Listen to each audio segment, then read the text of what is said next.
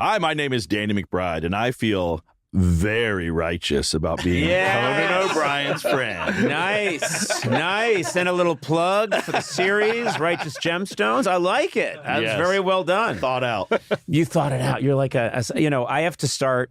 This is the most obvious place to start, but I have to start with How I Met You, which is one of my favorite things ever, which is back in 2006, you're a complete unknown, and you make this movie called The Foot Fist Way. And I think I get a call from Will Ferrell, who's just saying, like, this guy's really hilarious. You have to have him on the show. Because Adam McKay and Ferrell had seen the film, and they were giving it a big boost. And you got to have Danny on the show. So we booked you on the show, and your concept was to come out as Fred. What's his last name? Fred Simmons. Yeah, Fred Simmons. That's right. I'm Fred Simmons. I'm the king of the demo. You can just talk to me, okay. Yeah, whatever you want to do. All right, I'm sorry.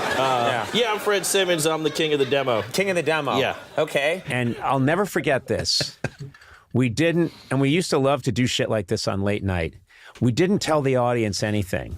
And they don't know. You couldn't do this now because you're Danny McBride, but they didn't know who you were. The movie was just about to come out. You're a complete unknown. So I just announced you, and we talked about it, and you said, I want this announced as like, this is just the real deal. We have a guy here, and he's going to give a karate demonstration. And he works with these kids, and you brought these kids out. Yep. And I'm sure you can see this on YouTube. You come out, and what you have to remember when you watch this clip is everyone in the audience thinks, I'm totally dead serious about it. And you come out, and you start trying to get the kids to break boards and do stuff. And when it's not going your way, you start yelling at them. Come on, Julio, do something. Okay. All right, come on. Hold up, bro. You're messing up the whole bit, okay? And getting really mad at them. And the kids look a little upset. And I'm looking at the crowd, and the crowd is horrified.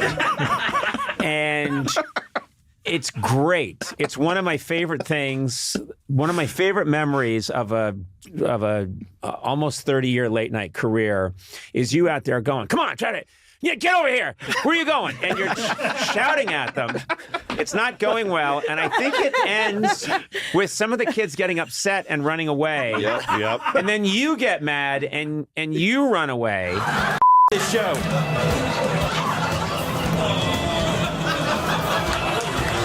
What the hell y'all doing? Come on, follow me. And I'll never forget, I'm standing there in Studio 6A, which is where Letterman had his late night show and I had my late night show. And you had just run away, and everyone's run away. And I played the part of looking kind of like a confused, upset host. And I just went, okay, I guess we'll figure this out, and we'll be right back. Go to commercial, and Max and the band start to play. And these two guys who are about 19 or 20 years old are sitting right near the front row, and they go like, Conan, what the fuck? And I went, guys, I don't know. I didn't even tell them because I thought that's breaking the rule. I didn't say to them. Breaking the illusion. So we did that, and then you do Foot Fist Way, and then you go on to all this crazy success, and well-deserved, by the way, but Eastbound Down, Vice Principals, Righteous Gemstones, movies. Everybody knows and loves Danny McBride, and I'm thinking there's something I really love about that moment in time when no one knew you, and you're being a total asshole. I often wish I could go back and do it again. That was the first time I had ever even done press. Like, I had never even had an interview before. I'd obviously never been on a late night show. Yeah. And I remember I couldn't eat for like 2 days before we did it. I was so nervous about what we were doing, and it was so much fun. And you're right, you played along, and it felt like we were really offending people and upsetting people. I think after I was on, we looked online, and there were people were mad about it. They were like, they should take his school away. He shouldn't be allowed to be around children. He shouldn't be allowed to be around kids. And the kids were good. The kids didn't let on at all. Not at all. And it was perfect because it was kind of this mini scandal. Like, this guy lost it on kids on Conan's show. It just made me so happy. And I remembered thinking, like a lot of people, and then I saw Foot Fist Way and The Foot Fist Way, and it's a really funny movie. And again, you mine a similar area in all your different characters where you're not particularly good at something or legit, but you have this fervent belief in yourself. Oh, yeah. So you're not good. You're trying to build up this school. You're trying to teach martial arts. There's one part in the movie that set everything apart for me, which is that you're trying to show in the movie who this character is. And at one point, I don't know if I think it's your wife comes home or your girlfriend. She comes home and you want to play a prank on her. And I'll never forget this. And I have not gone back and looked at this since. So I'm probably misrepresenting a little bit. But your idea of a prank is you jump out with a knife and you go, ah, like that. And she goes, ah, and then you just go, ah, just a prank, fuck you. And I'm like, who says? And I remember watching it, and this is back in 2006, so I'm sure I had like a DVD that they gave me or something. You know, there was no, today they'd send me a link to watch the film, you know, but. Not as special. Yeah, but whatever, I got a brick of some kind and fed it into a machine that doesn't exist anymore. And when you jumped out and did this, it's not a prank, first of all, but then when your response, when the prank is, you do it, and then you go, ah, fuck you. And I was just, it blew my mind. And I was like, I've got to know this Danny McBride. Who is this Danny McBride? I think it's funny to play characters who have terrible senses of humor. Yeah. There's this thread that runs through, like whether it's Eastbound Down, Vice Principals, Righteous Gemstones, which is, you've said, they're kind of screwed up Don Quixotes. They're on this quest. And I think one of the things that makes Don Quixote and that kind of comedy or character so compelling to me is that the character fully believes it. Mm-hmm. The character is completely invested in what they're doing. And I thought it was really interesting that you made the decision that in the Righteous Gemstones, the Gemstones are not con men. They are making a ton of money off of this, and it's a great business, and they'll do what they have to do to grow this. But at their core, they believe. Mm-hmm. And I think that's essential. It has to be that way. It has to be. I think it's what allows you to still make them feel like no matter how far into outer space the comedy might go, that there's somewhere you can kind of get back down to planet Earth by the end and kind of like have a chance to make it touching or to make somebody feel something real in it. We kind of learned that when we were writing Eastbound. I remember when we pitched it, we were so enamored with just Kenny Powers being such a shithead and treating everyone so terribly, and that was making us laugh. And then there became this moment where we were like, what would make him more interesting is if he was actually good at this, and it's not like he's just a joke. Like if he actually had talent, and part of the tragedy is he squandered it. Yep. I remember that being like a breakthrough because that wasn't part of our initial pitch. It was like, yeah, he flamed out, but the idea that he was really talented and he had something there that's part of why he's overstretching so much is that he's like squandered something that was in him that he kind of abused. And I don't know, it just was a eye-opener that like, you know, you can make jokes with these characters, but if you can kind of like actually give them something real under there to struggle with, it just ends up giving you more room to play. Yeah, and it actually makes the jokes better, funnier. When I was at The Simpsons, I remembered all I was interested in was coming up with really funny ideas for stories and really funny lines for characters. That's all I cared about, and good visuals. And I thought of myself as, I don't really care about story arc and stuff like that. I just want to be the hot gun in the room. I want to be, I want to come up with the stuff that's really going to be great and cutting edge, whatever. And I remember getting talked to about, it was explained to me by, Mike Reese and Al Jean. They said, that it's really important to James L. Brooks and to Matt Groening and to Sam Simon. The thing that makes this work is that it's a family and they all love each other. Mm-hmm. And I remember at the time being whatever I was, 24, thinking, what? That's so lame. Did they just watch The Goonies? Yeah. I mean, but I remembered. It's pornographic. I remembered. Yeah, it's possible. It's completely pornographic. Yeah, I just didn't understand that at all.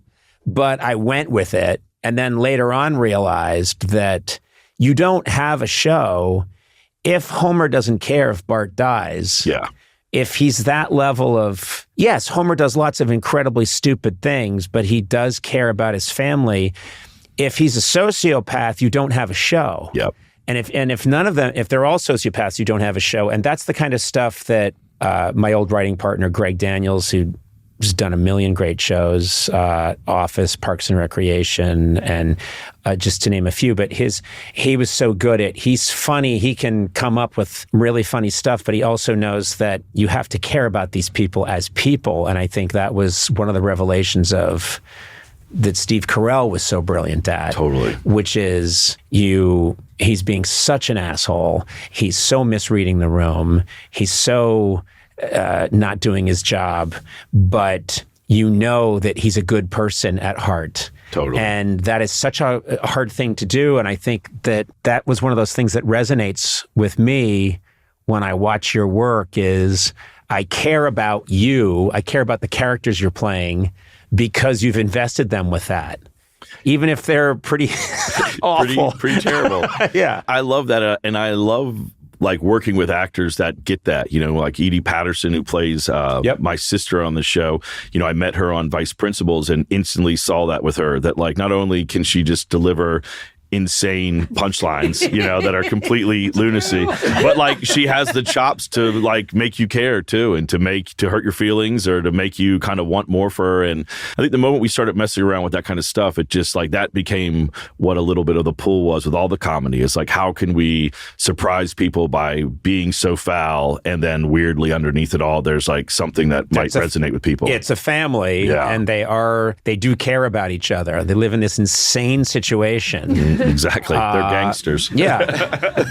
They're gangsters who believe that what they're doing is righteous. Yeah. That was what was kind of crazy even starting the show, is that, I moved down to Charleston, South Carolina with my family about almost like 8 years from ago. And I wasn't really sure what I was going to write next. And once I was there, I saw a lot of the churches there. And I was like on every other radio station is like a religious station. And, I went to church when I was a kid. My family was pretty religious. And it just got me thinking, like, what is church like now? And so I started like kind of doing research on these mega churches. And it just kind of instantly seemed like it was something that would be in one of our worlds. Like the idea of like these people kind of seeing themselves as a celebrity and being, big shots and just the idea of saying one thing, meaning another. It just felt like it was right for what we wanted to do. But then I would look at stuff that tackles religion, and I always kind of I couldn't think of anything that I really liked that had done that. Where I was like, it's, there's something about it that is usually too cynical, or it's just bashing on people's faith. And I don't know, it just didn't seem like it was something that I wanted to do. And so, when we started writing that show, it was sort of like one of our mantras was like, these guys believe, and the butt of the joke is never what their belief is. It's just them. They're the butt of the joke. Their hypocrisy is what's funny, and not like what they believe in. And everybody on board the show got down with that. They were all that was sort of like what everyone kind of followed. And it'd be interesting because you oftentimes would see stuff. People would come with things, whether it's production design or anything that might push things too much. Like, I think the joke here is that it's Jesus, and maybe that's like not where we should get the joke from. It should get the thought process behind someone, is more funny than just cheap shots, I guess. Yeah, you don't want to be punching down. You don't want to be, and it is a world where, yes, you don't want to be making fun of the faith. You want to be looking at these people, which it is a family. They live on this ridiculous compound. I'm a big Walton Goggins fan, and I'm curious how you two came together. I know you were on Vice Principals. Yeah, Walton, I had seen Walton in The Shield, and Walton came in and read for Eastbound. I think it was the third season, and we ended up casting Sudeikis in that role. Mm-hmm. He was like Kenny Powers' best friend, but I mean, it was just, not because Walton didn't do a good job reading, but it was just like, I think we already had our mindset on Sudeikis, but Walton just stuck in my brain forever after that. When he came in, I was like, God damn, that guy was so funny and so unexpected. And I had bumped into him a few other times through the years. And then when I wrote Vice Principals, he just came to my mind that he was, that I would like to spend some time with him. And I felt like this was a side that he hadn't really shown people. And in all of his work, there's a comedic undertone to all of it. He's just naturally funny. And so, yeah, it was just kind of awesome. I sent him that script, the pilot, and he called me back later on that afternoon and was just like doing the Lee Russell voice, which is the character he played in Vice Principals. Yeah. It was like, this is going to be fun. He was here. He did the podcast. And do you remember this? He came and I think he was flying back and forth a lot to Thailand for White Lotus at the time. And so he was tired. And I remember I came in and his people said, Walton just needs to sleep for 25 minutes and then he'll be okay to do the podcast. So he was in that room that I just saw you in, and there's a couch there, and he just lay down like a vampire. And like put his hands over his chest and instantly went out and slept for exactly 25 minutes. And was back. And then came, and then they like reactivated reactivate Goggins, and he like sat up and he came in and he was great in the podcast and then probably said, now I need 17 minutes. I'm such a big fan of yours, and I just want to know, how does a Danny McBride happen? I mean, first of all, I know that you grew up in Georgia and rural Virginia, and you've described yourself as kind of a latchkey kid. Yes. So what are you doing? You got a lot of alone time? Like any kid, I was born in Georgia, and then I actually lived in Lompoc, California for a little bit. Really young. My dad was a guard at the prison there, and so I lived on the prison reservation where all the other families of people who were working in the prison lived. And we were there, I think, for maybe about 4 years, and it was crazy. It definitely was a nutty place to live in the backyard of a. Were you scared federal ever, prison. or no? You just the only time I ever really thought about it was there was one night I can remember that there was the sirens went off at the prison, and my dad came in and made my sister and I go into their room, and we had to shut the door, and I'm looking out the window, and he's getting his shotgun and jumping into the back of a pickup truck with all my friends' dads. Had been a jailbreak, and they were going out to go hunt him down, I guess. Yeah. But he had got transferred to the Federal Bureau of Prisons in D.C. after that. So then we moved to Virginia and then kind of grew up there for the rest of it. Yeah. And you say you've spent a lot of time in the South, and you've sort of said that you didn't feel like you quite fit in with what some people would call redneck culture or whatever. Yeah, I think, my mom was from Pennsylvania. And so even when we moved to a place like Northern Virginia, it's that's everyone, it's not necessarily just only Southern culture there. That was everybody moving there who worked in D.C. and it's a mix. Yeah. It's a mix, yeah. And so when I would meet kids with really thick Southern accents, I was always just amazed and tickled and liked it and would try to imitate them and, and try to act like I belonged. Living there, parents both working, that was the beginning of cable TV and video stores, and so I loved all that stuff. I was just I wasn't into sports, wasn't into anything like that. I just really loved movies and TV and just was obsessed with it. And you were drawn to other people, like your friends. You would find friends that were into the same stuff, which is usually what happens. Yeah, and it was very few. I had only a handful of buddies who were into that stuff. I would try to make movies in my backyard with kids, and then I went to the North Carolina School of the Arts for film school, and that's where I met, honestly, all the guys I still work with to this day. Jody Hill, David Green, Richard Wright, our production designer, our music supervisor. There's it's people I met when I was 18 years old, and we're guys who couldn't afford to go to NYU or USC. We're going to this little state run school that is just beginning to have a film program.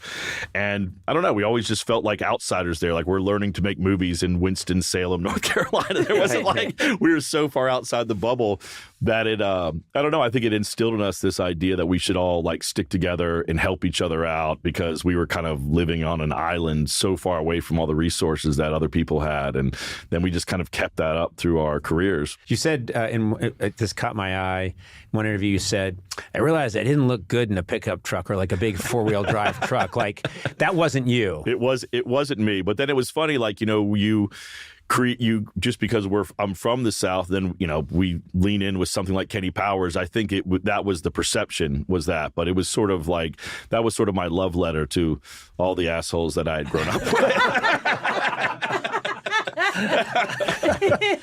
You're so good at being an asshole.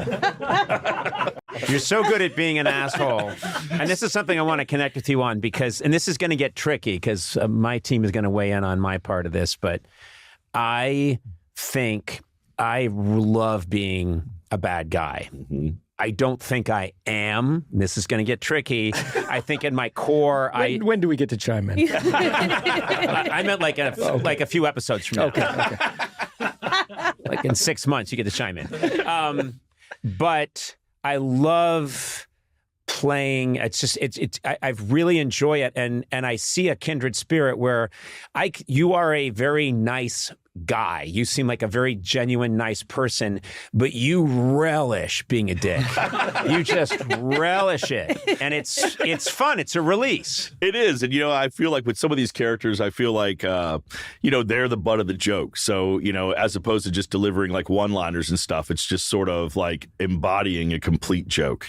Like just making someone who is so silly and ridiculous in that. I don't know. I just find I have a good time doing that. You also have the best dismissive laugh, like, I mean, I'm not going to do it, but you just like, you laugh at people, make fun of them in your characters. And I'm trying to think of, like, there's a moment in the movie about the end of the world. Oh, this is the end. This is the end. And there's this great part where everyone's playing themselves. And so you're Danny McBride, and they come and tell you that all these different people, all these different stars, real stars who are all playing themselves have died because it's the end of the world.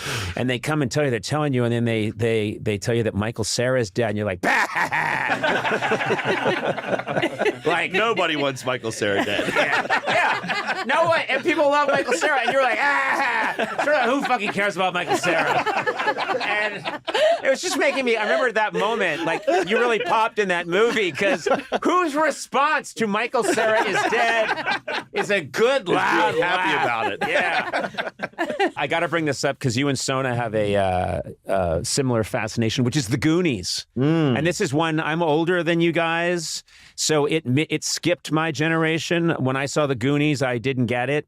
And then I know that, like, Sona has built a small religion around the Goonies. I love the Goonies. You love Matt. Yeah, I like it too. And you like the Goonies. Yeah. I love the Goonies. I took before we left California and moved to Charleston, South Carolina, I took the kids up to Astoria to go see the Goonies house, to go see the Rock, to go see the jailhouse. It was wanting awesome. To go. It was awesome. Oh my God. Yeah, I love that movie. I thought it was cool. I mean, I think it was just, of the age, seeing a bunch of kids that are your age on TV and they're cursing. Yeah. Instantly appealed to me. I think when that movie came out, I was 22. Yeah. And I thought these kids should be in school. Yeah. Oh, I was like They were sitting in the too theater old. like, why are they running around? A ship wouldn't be underground. Oh my It God. just was, I shouldn't have been seeing that movie. I remember my grandfather's take on it was that it was pornographic, and it confused me about what pornographic meant. I'm like, is it? Is this pornographic? Is this? But I guess it was the language that he didn't like. Oh, It he wasn't thought the that the language kids was were pornographic. banging each other. I was yeah. going to say, It's a there must be a generational director's, thing. Yeah. there must be a director's cut Yeah. that I haven't seen. He had the laser disc. All the kids are just going at it. Oh God. Oh, come on. Like you haven't thought about it. No, I haven't. man. Really? Fuck you. Really? I'm channeling McBride now. It's funny though. I've seen the effect because I've told you I was shooting in another country and ran into Martha Plimpton. Yeah. And the people on my crew who are, again, 10, 15 years younger than me, their hands were shaking. Oh, yeah. I love Martha Plimpton. And I was like, hey, Martha, how are you? And she'd been on the show a bunch. And good to see you. But I thought, it's not Prince. I mean, do you know what I mean? Like, it's no, but they were all Martha Plimpton. Goonies. Goonies fans. I did this really small movie with Jody called Legacy of a White-Tailed Deer Hunter that was like a Netflix movie, and Josh Brolin's in it. Yeah. And I was like wanting to say something about Goonies like the entire time, and I just like felt like, oh, I got to play it cool. And there's like one scene where I'm like almost dying in the scene, and he's like, trying to help me out, and he's like, don't die. And then in the take, I was like, Goonies never say die. And he just looked at me and he's like, that's the worst delivery you've given in the whole movie. I was like, I know, I got scared. I could see him too being not too happy. Yeah. It's like, I've gone on to all this other amazing work. It doesn't matter. Can't keep bringing me back there. Very excited about our guest today. Normally we don't talk about the guest in this part of the segment, but we just taped with the guest. Danny McBride. And Danny McBride, I'm walking him out. We had a great time. It's a really fun interview. I love this interview, and we've been wanting to get him for a long time. Yeah. And we're walking out. On the way out, he went, hey, man, I got a gift for you that I brought for you. And I didn't know what it was going to be. And he's fishing around his pocket, and he takes out what looks at first like a very expensive pen. And then he said, it's a dick light. And it's a light that shines a penis onto things. It shines What? It shines a penis, I believe, onto. Oh, I see it. Yeah. It's a little guy. Yeah, I've had girls say that to me. What? Oh, I see it. Do you want to try shining it on the wall so we Well, can? I don't think. Does it not turn off? Yeah, there it is. Yeah. Oh, a dick. Where? Right On there. the- I see on the it. It's door. right there. I don't see it. I don't see the dick. Oh, there it is. Yes. Yay! There's never been more call for it. That's what she There you said, but go. I'll leave it at that. There you go. Yeah. Oh my So God. anyway, this is what Danny McBride gave me. At first, I thought he was giving me a Mont Blanc pen, and I thought, oh, I can't accept this. But this is what he brought me, and I can now shine a cartoon penis on anything at any time. What are you going to do with that? What are your plans? I'm going to the opera tonight, downtown, and I'm going to make sure that there's a penis head on. That's a cute little dick. I thought it was a vape pen. Yeah, I didn't know what to expect. I didn't expect this. I thought it was a dick pen. What am I? No, this is, That's cute. yeah, not since Johnson biographer Robert Caro have I been given a dick pen by a guest. This is nice. You can use it for drunken frat parties when you don't want to leave like permanent Sharpie on somebody's face. You know, it's nice. It's considerate. Yeah. Yeah. You don't want to draw, and also the time that goes into, here, you play with it. Yeah, Thank you two at drunken frat parties. Let me just ask. Oh, seriously. But you isn't have that no nice? idea. A guest, Danny McBride brought a gift, and it is the kind of gift that a lot of his characters would probably have in their pocket. Yeah. Sorry, this just recalled, and you can cut this part, but I just remember not too long ago, Jamie Foxx got into a fight because I guess he was at a dinner somewhere publicly, and somebody from upstairs was shining one of these pins. You can. Why would you edit that out? Because I don't know if we want to That put word that out. business out there, but What are you talking about? I That's just, that's a fine. Someone was shining because it is like a laser pointer. the headline is, and this is from TMZ, it's Mhm. Jamie Foxx, laser penis pointer, sparked dinner altercation, beef with jackass crew. So Jamie Foxx is somewhere, and the Jackass crew is above him Right. in a separate area of the bar restaurant, Still at it. and they're shining a penis light so that a penis shows up on Jamie Foxx. He becomes enraged. Mr. Chow's in Beverly Hills. Oh, that's Oh. wow. That's a fancy restaurant. And if I go to Mr. Chow's in Beverly Hills, which I don't, I'm not allowed in because of my own dick light incident several years ago. No, but if I went there and someone was doing that to me, I mean, that's the last place I would think that would happen. Anyway, It's a laser pointer, though. It's a laser- not really a flashlight. It's a No, it's a laser pointer, Yeah. but when deployed, it makes this, I guess, very cartoonish-looking male genitalia, Yeah. and then you can shine it on people. That's pretty All great. that to say, You- be careful or else you're going to get your ass beat. Yeah. What do you mean? What's that? What do you say? All that to say, just be careful where you point that. Because what toy. happens? Is that considered an insult? To some people, it might. Depends. Yeah. It depends. It could also be an invitation. Like, hey, see you from across the room, click clack. Mhm. Like, Or it's like you're going to be shot with a dick sniper gun. You know what I mean? Right. There's a sniper who's going to fire a dildo at you, Yeah, from like a skyscraper. but it's going to across be at the like, way. yeah, exactly. It's the aiming mechanism for a dildo. a dildo gun. dildo launcher. gun. Okay, sure. So good. Yeah. Anyway, it's a gift. Guests don't often bring a gift, and I appreciate this. Yeah, and we it's could count on one hand Jimmy Kimmel brought barbecue. Right. Randall Park brought like cheap liquor store whiskey. didn't No, he? Wow. wait a minute. No. Wow. What No, the I fuck thought was that? And he brought both of you pirouettes. Cool it. And he brought the also, chocolate. he No, that also was part of its charm. He went to the liquor store and got like Oh. snacks and cheap. Okay, cheap well, booze. maybe I wasn't present it- judging him. maybe present it a little better the next time. He also brought a drawing he did of me in a nice little frame, Yeah. which is one of the worst drawings of me I've ever seen. It was terrible. Beastie Boys brought fruit tarts. Mm. I didn't know that. Billie Eilish and Phineas sent a bunch of milks afterwards. That's right. Different kinds of milks. Every kind of milk. Every kind of milk. Kaylee Cuoco sent us little equestrian mugs was with nice. candies in them. And she No. sent it to the two of us. Like, why didn't I get a dick laser pointer? Yeah. Well, I think it's probably not PC for you to get a dick. You get a later. vagina one. Yeah. Oh. Those are- ugh. Yeah. Those are harder to find. Because they're hotter tickets. Nobody are- wants that. Nobody wants that. So, oh no, and Arnold Schwarzenegger. Remember, he gave me 65 acres of land in Austria. What? Yeah. What? Yeah. This is for you. It's some land in Austria. I hope you enjoy it. Remember that? It's and I've seen it. It's beautiful. 65 acres up in the Alps. It's That's incredible. nice. Yeah, it's amazing. Lucky. Yeah. Well, but you know what? I say that Danny McBride, Dick Lighter, 50-50. Yeah. Oh, Chris Martin gave you a Oh, little Chris guitar. Martin. Yes, he and, did. And honey. And honey as well. Yes, For Liza, that Dakota that was for Liza. that's right. Honey. That's right. He gave me it's almost mandolin-sized tiny little guitar, A and he guitar wrote lily, he yes. wrote on it, and I play that at home. Yeah. It's really nice. It's got a nice bright tone, That's right. and You weren't there for that. no, that's the one where I went to Chris Martin. I know. Lovely fellow, by the way. I bet. He is. Well, we Real wouldn't nice. know. Wouldn't yeah. know. No Wouldn't idea. We didn't get anything. Yeah, that's kind of the way it should be. He also bought us lunch. Oh, fuck you. Yeah. I'm sorry. I'm sorry. Was it just a big pot of honey?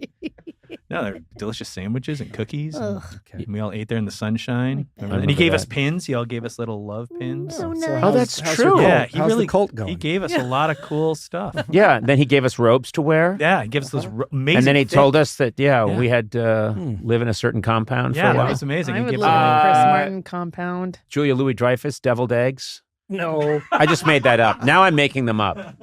That's a Yeah. funny make. I like those make some up. Michelle Obama gave me scrimshaw.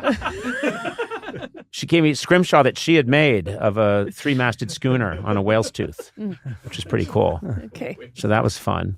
It was a really nice one to have. We've stopped talking in hopes that you'll move it along. Yeah. Yeah. I'm just going to pretend I'm looking for something. Just Yeah. I might need a tissue.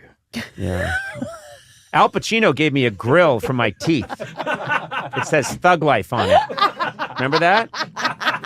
And then he took me to the dentist, and the dentist put it on. He went with you to the dentist? That's so nice. He was like, well, ooh, we gotta go to the dentist. You gotta eat down at the stall. What is this impression? That was him. He was melting. I didn't realize he was Oh made my of ice God. cream. So you're in South Carolina now. Is it weird to come into LA and okay, now I'm driving around the 405 freeway and I'm going to do press and things like that? You're I mean, it's funny. I mean, I lived here 20 years, drive everywhere, and then instantly I feel like I'm an old person who's never been around a moving car before. It's like there's so many cars. It's everything's so fast. Right. You do slow down. I mean, everything is so slow there that you it does. It kind of. I'm like, wow, it's wild that I was used to this pace. It's nuts. One of the things I love about Charleston is when you go downtown, they have the old gas lamps. Mm-hmm. It's like you've gone back in time. They've done a really good job of preserving. And so I would think it's about as not LA as you can get, to me, is gas lanterns in Yes. the streets. Do you know what I mean? Burning in the middle of the day, just burning propane. Yeah. Someone over there has a butter churn. When something like Gemstones is done, you've wrapped it, and you're going to unveil this new season. Are you on to the next thing already? After I leave here, I go sound mix the very last episode. So after today, I will be officially unemployed. I'm done. I don't. I mean, I have ideas what I want to do, but I really just kind of want to just chill out for a little bit and catch a breath. I mean, I've been on Gemstones full time now for like 7 years. I mean, it doesn't seem like that because there was COVID and there was a strike, but it's. I'm so monogamous when I get on something like this. I like live and breathe it. I mean, when we're not in between seasons, I'm literally just like reading the Bible, watching sermons, just trying to find material and find inspiration. And so, I think after a while, you kind of do have to just shut it off, because even in my head, if I were to think of ideas now, they all would feel similar to Gemstones, because my brain is so trained on finding humor and finding comedy that like fits that mold. So I think in a way you kind of have to just like let it go and kind of stop thinking about it for a while, and then kind of. Okay, so what do you do to relax? What are your fun things? What's your happy place? I need to get hobbies. I don't have hobbies, unfortunately. I've tried a few different ones in Charleston, and none of them have really stuck. What did you try? When I first got there, I was like, maybe I'm going to be somebody who's like into grilling. I'll be into big green eggs and like and like learning how to like master the big green egg. And I had that for a while, and then I was like, I'm going to have a heart attack with all these fucking steaks I'm making that no one's eating, and like trying to dial the temperature in just right. It's like my wife's like, yeah, big deal. You kept it at 250 degrees for 12 hours. Like, you've mastered it. But this pork, it falls right on. My heart feels tight. My chest. I got a like a little I have a dock, and so I got a Boston whaler. Like everybody in that area like is out. You gotta in the have water. a boat, right? Well, I thought I did, and then I realized I'm not a boat person. I don't like owning it. I would be responsible for everybody's like safety. I would get out there and I would just have the worst time because I'm just sort of like so worried that I'm going to kill someone. And I was like, this feels like someone else should be driving this thing. I should be able just to drink and like let the wind blow my hair back. And so, and it's also, boats are so much maintenance. It's like you finish going out and everyone gets to go home, and then you got to sit around for like an hour and a half hosing the fucking thing down and like flushing the engine out. I'm like, I don't need new chores. I don't like this. So I like let the boat rot for like an hour and a year and a half at the end of my dock. I would just look at it and it'd make me feel terrible. So I'm like, I have no desire to use that thing I've spent money on. And I would watch it fill with rainwater and barnacles grow on it. And it was just a constant reminder of like, you don't have hobbies. You don't even like going out on boats. And so I sold that and got rid of that. And now that's what I'll do. I'll try to find what the next. I love that you have a camouflage shirt. And anyone who sees this on video, you're wearing a total camouflage hunting shirt, but I doubt you need it. I doubt that you do anything that requires you to wear camouflage. I want to, but yeah, I don't have it in me. Even honestly, even fishing to an extent, like everyone fishes down there. It's like, all right, I'll get into fishing. We have this koi pond in our front yard, and there was like, we inherited when I bought the place, like koi fish there. And then this like fucking heron, this bird started coming every day, would be on our roof, would come down, and it would pick up the koi fish, but the koi fish are too big for it to eat, so they would just drop them leave them on the side of the ground. I would come home, and there would always be dead fish like leading up there, and birds just laughing at you. I started a straight up war with this bird, where it would the same one would come every day, and my wife and I had all these tricks. Like I had like left my son's like remote control car down there, and then every time I'd see it, I would turn the car on to chase it away. And then that evolved into just like Nerf guns, where like that thing would come and I would just like run out there like lighting it up, and it knew who I was. I think you found your hobby. You have a hobby. Yeah, it's fighting birds, saving koi fish, fighting birds without hurting them. Did you win? Did you get rid of it? Well, you know what was funny is like one day I went out there and I lit that bird up. I made full contact with that thing. It flew over the hedge, and I went back in the house like, yeah, got him. The bird flew around to the back of the house and started banging on the window and shit all over the back of my deck. It was like, oh, he knew. He knew. Of course he knew. Yeah. Got to the bird at a gun store. Yeah, he's going to even the score. Yeah, they bring a Nerf gun, you bring a real gun. Yeah, exactly. But I think protecting those fish, there was a few times where I saved a few, where I got home and the fish was still flopping on the ground, and I saw the scared look in its eye as I put it back in the water. I was like, I can never fish now. I've ruined it for myself. I'm determined now to go. I'm going to go to going to go to Charleston, South Carolina and hang out and get the word out that I'm ready to hang with Danny McBride. Yeah. But then it's just going to be really fun that you don't reach out to me. And I know that you're just like 6 miles away. No, I'll reach out to you. But what would we do? Well, there's a few good bars down the street from my house. We probably ride around in golf carts. Maybe we go on a ghost tour. I would love that. You know, the area where I live, people cruise around on golf carts, and it's there's no hotels or anything out there. It gets pretty dark after night, and like I love to just like put the kids in the golf cart, and I literally just like play the soundtrack to The Shining and turn the lights in the golf cart off and just cruise around the island. It is more frightening than what you could imagine. Yeah. So how are they doing, these kids? I worry about them. They're in therapy. You said they haven't really grown much, and they're terrified all the time. I remember when we shot Land of the Lost here in Los Angeles. We were that's like one of the only movies I ever worked on that shot on a back lot. That was what I thought all of Hollywood would be. It would be like you'd be on a you know, sure, the studio, and every movie would be shooting there. I think we were the only movie that was shooting in town that time on the Universal lot. And we would have all these late nights, and Will Ferrell and Yorma and I would get in golf carts at the like late at night on like, you know, on these night shoots, and we would drive through Universal Studios when it was closed down, and we would pull up in front of the Psycho House, and one by one you'd have to go up by yourself and knock on the door. And it seems so silly. It was scary as shit. Oh my God. That does sound scary. It was. You would freak yourself out. There was no way after you knocked that you would not run back to the golf cart where everybody was. And then quickly make some jokes like it wasn't that scary. And don't they have the mom in the window? Yeah. They have her like a mannequin. It's Yes. not real. That might be. I think it's a working actress. Oh, okay. She's just She's sitting there there. 24/7. It's so creepy. Yeah.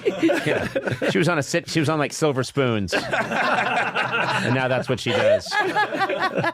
This has been an absolute blast. Absolute blast. You've been on our. How do we get this man? He's never in LA. I'm so happy that you were able to get yourself in here, and met you in 2006, and right away was an instant fan. Like, and then everything just has. From a distance, I've just watched everything blow up since for you in all the best ways, and I'm really happy. And Righteous Gemstones is hilarious and great. And this is the final season? This is the final season. Wrapped it up this season. Yep. I think we've. I think it's our best one yet. I know everyone has to say that to get people to tune in, but I really do think that. Yeah. Well, I am so happy for you, and I look forward to the day that I intrude on you in South Carolina. Please come down. Yeah. I'll give you the real tour. Seriously, I mean, I'm a huge. I've been to Fort Sumter. I'm a real nerd. I've gone to the South, and I've told people this. I took my wife when we were newly married. I took her on a drive through Georgia to look at Civil War landmarks, and the marriage almost ended there. Anyway, thank you so much for being here. Oh, thank Seriously, you. Thank you. And get a hobby. I'll try to. I'm fascinated with Scotland. My wife is mixed heritage, and she has a lot of Scottish blood, and I think she's the better for it. I am, as I've mentioned, 100% Irish, pure 103% Irish. But I'm fascinated by the Scotch people and Scotland. You've done Ireland, though, right? I've been to Ireland, and I want to know. Explain Scotland to me. First of all, if you're any indication, you people swear like crazy. You're artists at swearing. Yeah, like it's just part of the language mainly. I mean, we still get the occasional pearl clutcher in Edinburgh and stuff who gets offended by swearing, but it's absolutely like I learned swear words from a young age, and the only reason they ever had power was because other people gave them power. Like I heard adults swearing, I heard teachers swearing. Like they tried to hide it from you. They weren't, effing and jeffing in the classroom and stuff, but. I remember once when, I think it was about 8 or 9, I'd got in trouble because I think I'd said like fuck in the playground or something. And then my mum had to come into school and they told her. And I went home and my mum was like, you can't swear. And I said, why not? And she was like, well, Because my dad was like, you can't tell him not to do something if you can't justify it. Like, Yes. it has to be a lot. Wait a minute. You had a reasonable father, I did. A very reasonable and he father. applied logic to conversations with your mother. Yes. This is more fascinating than Scotland. Well, There's so much I need to learn from you. They're outliers, aye. Yeah. And he was like, if you can't explain to him why he's not allowed to say these things, then you can't tell him not to say them. That doesn't make sense. And I remember my mum just being like, all right, okay, well, don't do it in school and don't do it in front of your gran because it upsets those people, and I don't want to be seen as a bad parent. And I was like, oh, great. Well, I can keep that end of the bargain. Well, you have a great joke in your book about how ubiquitous and common swearing is in Scotland, and it's about when you go to buy a computer keyboard in Scotland. Yeah, there's no space bar. It's just the word fucking. That's the like from when I grew up, especially in Fife. Like that's our version of Like you go, what's his fucking what's his face from fucking from he was on Conan last week. The fucking no, not the woman, the fucking bloke, the one with his fucking hair. Like my favorite jokes are visual and have this visual truth to them. And so when I read that joke, I started laughing, and then I was just picturing someone trying to write something very erudite on their computer keyboard in Scotland. Do you know what I mean? Which is, well, the male, of course, moth must reproduce because, and then they hit the fucking. And then, of course, everyone in Scotland reads it, and they don't even notice. It just looks like a space to them. Yeah, well, I mean, I've got the reason swearing works a lot better in Scotland is because our vowels are short, and that's the key for swearing. Swearing should never dominate a sentence. It should always just sort of be like fuck, shit, cunt, like that's bastard, bitch. You see how that's very. Whereas when Americans swear, because you guys sing everything because you're happy, like when you swear, you say fuck. Yeah. Bastard, motherfucker. And you're like, like that's not how it's meant to be done. That's exactly how I say it. You bastard. Wow, you got me down. Did I do angry East Coast comics? No, I don't think so. It's New York or Boston. I like the premise of a guy his idea is predicated on being angry and disappointed, who becomes incredibly successful, but still has to conjure up anger. You know what drives me fucking nuts? Fucking meter maids, driving a fucking golf cart around, pay my ticket, drives me nuts. How you doing? I got property, I got some condos in Santa Monica, I got a castle in Switzerland. What's your net worth? About $150 million. But you know what drives me out of my fucking mind? Convertibles. Put a fucking roof on the car. You're driving around with no fucking roof. Who do you think you are? You know what drives me nuts? Cyclone fences. Get a fucking fence. What do you got? Holes in the thing? So you're saying you're worth about $150 million? I got about $150 million large. I just bought an apartment building on the west side. It's looking pretty good. Would you say most of your dreams in life have come true? Yeah, I own a lot of property. I'm pretty much set. Wow, I got a G5. I fly in that. I go to Europe incredible. direct. And you're happily married and you got kids and everyone's healthy. Everything's good. So what's bugging you these days? What's driving me nuts? You know what drives me out of my fucking mind, ladies and gentlemen? Tables. You can't hold a beverage. You gotta put a fucking beverage on a fucking table. Hold your fucking drink. Drives me out of my mind. Now I gotta go get my suit fit, and I'm buying a $10,000 suit. But you know what drives me out of my fucking skull? What's that? Cotton candy. Is it a food product? Is it air? What the fuck? I love that the more stuff that happens great for this guy. Do you know what I mean? And hey, guess what? You just, through some weird codicil in an old manuscript, you now own most of Maui. We just realized, and so it's been ceded to you. It's now you now own all of Maui, and you get to own it, and you can sell it if you want. You're now the richest man in the world. I got an island, but you know what drives me out of my mind? What's that? Curly fries. Fucking have a straight fly. What am I gonna do with a fucking silky fucking? What do you do with a curly fry? Give me a regular fucking fry. Drives me nuts. I'm buying a yacht. You know, this is unprecedented. I just got word, and no human has ever been told this in the history of civilization. But I've just been told that there has been direct communication with God, and you are going to heaven, and you will enjoy heaven and the entire afterlife for all eternity. All of your dreams and wishes will come true, and you'll see all your loved one. It's been verified. You're going to heaven no matter what you do. You know what drives me out of my fucking mind? Yeah, Spatulas. You can scrape it with a spoon or a regular knife. A spatula is nothing. It's a big old fucking knife. We call it a fucking... Drives me out of my fucking mind. That's great. Pardon me. That's great. I always feel, in a weird way... I'm swearing a lot on this No. podcast. That's okay. Don't worry about it. What is this, for Nick at Night? Take it easy.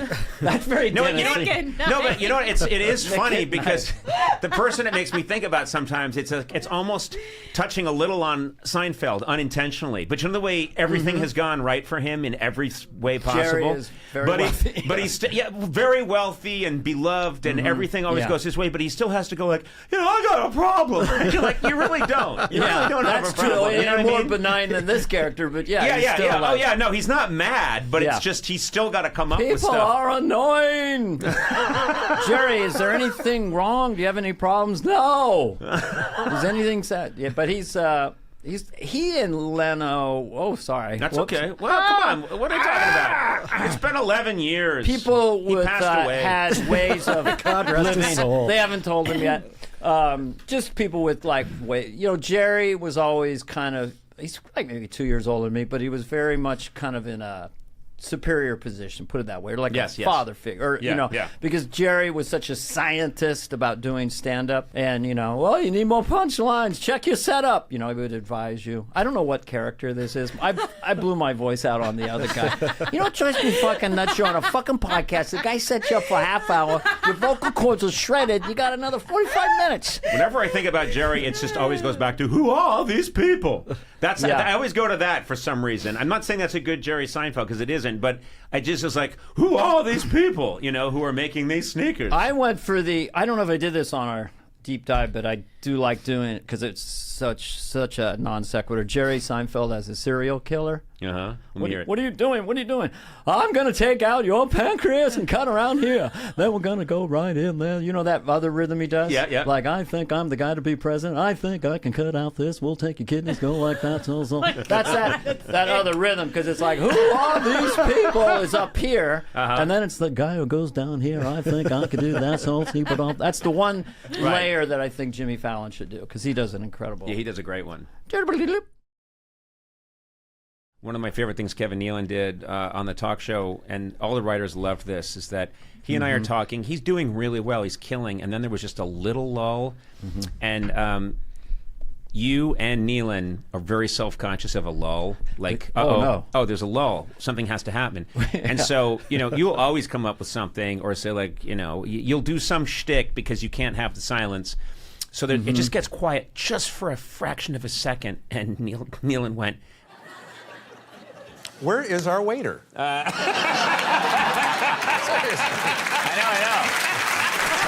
know. Kevin has the best, driest throwaways of anybody, I think. And I'm a dancing puppy. I have to have laughs, and I have to kill, or I think I'll be dismissed. I have to repeat this. There was It's a disease. There was kind of a Dismissed. there was a private.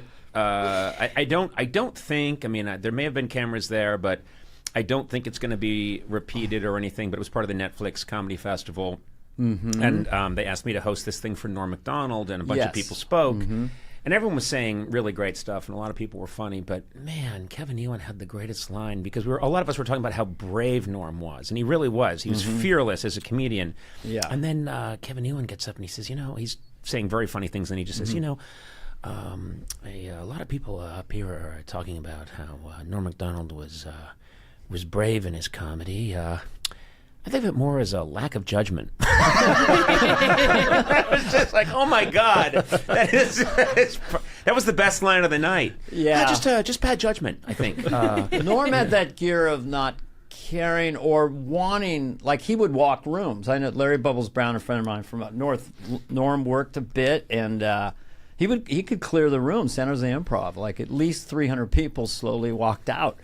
So it's bravery or whatever. I worked with him at the Comedy Store once. It was just one of those nights. Bill Burr was there. It was just he just said the word cock like 200 times. Right. This guy's got a cock, right? And a cock. He just knew how funny it was to say that over and over and over. So, of course, the comedians love that kind of comedian. We're all dying. Right. But the audience kind of, where do we go with this? And he just went, there's only one Norm. There was, I've probably mentioned this before, but I always loved it. I say that a lot. I always love it when, and one of the first people I saw do this live was Gilbert Gottfried, who also sadly recently passed. God rest his soul, which I like to say that. Yeah. Well, he's a star now. He's went up to the stars. Well, a good friend of mine died, and he was from Brooklyn, and he always used to say that. So my mother, a really good friend, my mother, God rest his soul. My father, God rest his soul. And I thought it was such a nice, but what if you're talking about historical figures? You can't say like, so anyway, George Washington, God rest his soul, is meeting with my great-great-great-great-grandfather's soul. And then he turns to Paul, God rest his soul. And then, of course, God rest his soul. I thought of Satan. Fuck that guy. I thought of That's the only one. That's the only one you can talk about. Yeah. Satan, fuck that guy. But anyway, along comes Jimmy Stewart, God rest his soul. And the horse he rode in on. God rest his soul. If he had a horse. Well, last episode, David, you're a youth with your finger on the pulse, right? And you helped us understand a little bit about what TikTok is. Team Coco now has a TikTok. It's at Team Coco on TikTok. And And by the way, I'm going to be really honest with people listening. I didn't even know this. I didn't either. This is how out of touch I am. In the end, they say Howard Hughes really didn't understand what was happening in his business because he was naked, sitting in a reclining chair, watching the same movie over and over and over again, and being attended to by Mormons and collecting his urine. I'm at that stage. Yeah, he is naked right now. I am naked. I have jars of urine around me. Mormons attend to me, and I'm watching Ice Station Zebra again and again. I just watched that. I'm sure you did. And I'm a crazy germaphobe with really long fingernails. And that's the stage I'm at. And now I'm being told that I have, at Team Coco, I have a TikTok account. And that you say it's blowing up? Yeah, you're doing really well. Okay. I mean, I'm not... Whether or not you know it. No, please. It's just stunning to me. And as I said in the last installment, I thought TikTok meant people singing, lip syncing, and dancing around and making fools of themselves and posting it and embarrassing their children. And you say that is a chunk of TikTok, but that there's so much more to it. A lot more, yeah. You're going to take us through some of those. Yeah, now, show us some of your... Are these TikToks you've made? Yeah, so I had started to... like I said, I was super addicted to it. And then I had posted a video from the Madame Tussauds Wax Museum that did really well. So then they invited me to come back to the museum to take more TikToks. So I think that this next one is a video of the Kylie Jenner So wax this figure. little curation is like the first ever on podcast TikTok film festival, basically. This is crazy. Okay, so this is fascinating. So you're going to play us now. This is Madame Tussauds, and you went there. And who are we looking at here? This is going to be Kylie Jenner. And which Jenner is that? I don't know. There's like 75 Jenners. The youngest one, the one who's like a billionaire. No, she's not a billionaire. Is she not? No, didn't they expose that she... Let's just say they monkeyed around with the numbers there. She's still doing really well, though. No. She only has like $22,000 in the bank. Wow. This is true. And then the mom... Chris. Chris manipulated the numbers and said it was $1 billion, and the Forbes list fell for it. Wow. But she only has $22,000 in the bank, and they just repossessed her old Dodge. Oh no! And I saw she's pregnant again, so that's bad timing. Yeah, I mean, really you just heard it here Jenners. first, but she's really got next to nothing. That's an exclusive. Yeah, it's an exclusive. Yeah, she lives she's one of 9 people that lives in a studio apartment. In a TikTok mansion. In a TikTok mansion. Okay. Wait, get us up to speed. How many views does this video have, and how many followers do you have on TikTok? I think I have 126,000 followers, and this one got. I'm sorry. How many did you say that I had? You have 158,000. Wait a minute. Okay. I'm sorry. You just told me, Conan, you're killing it on YouTube. You've got 158,000. My assistant in the room has almost the same number. Yeah.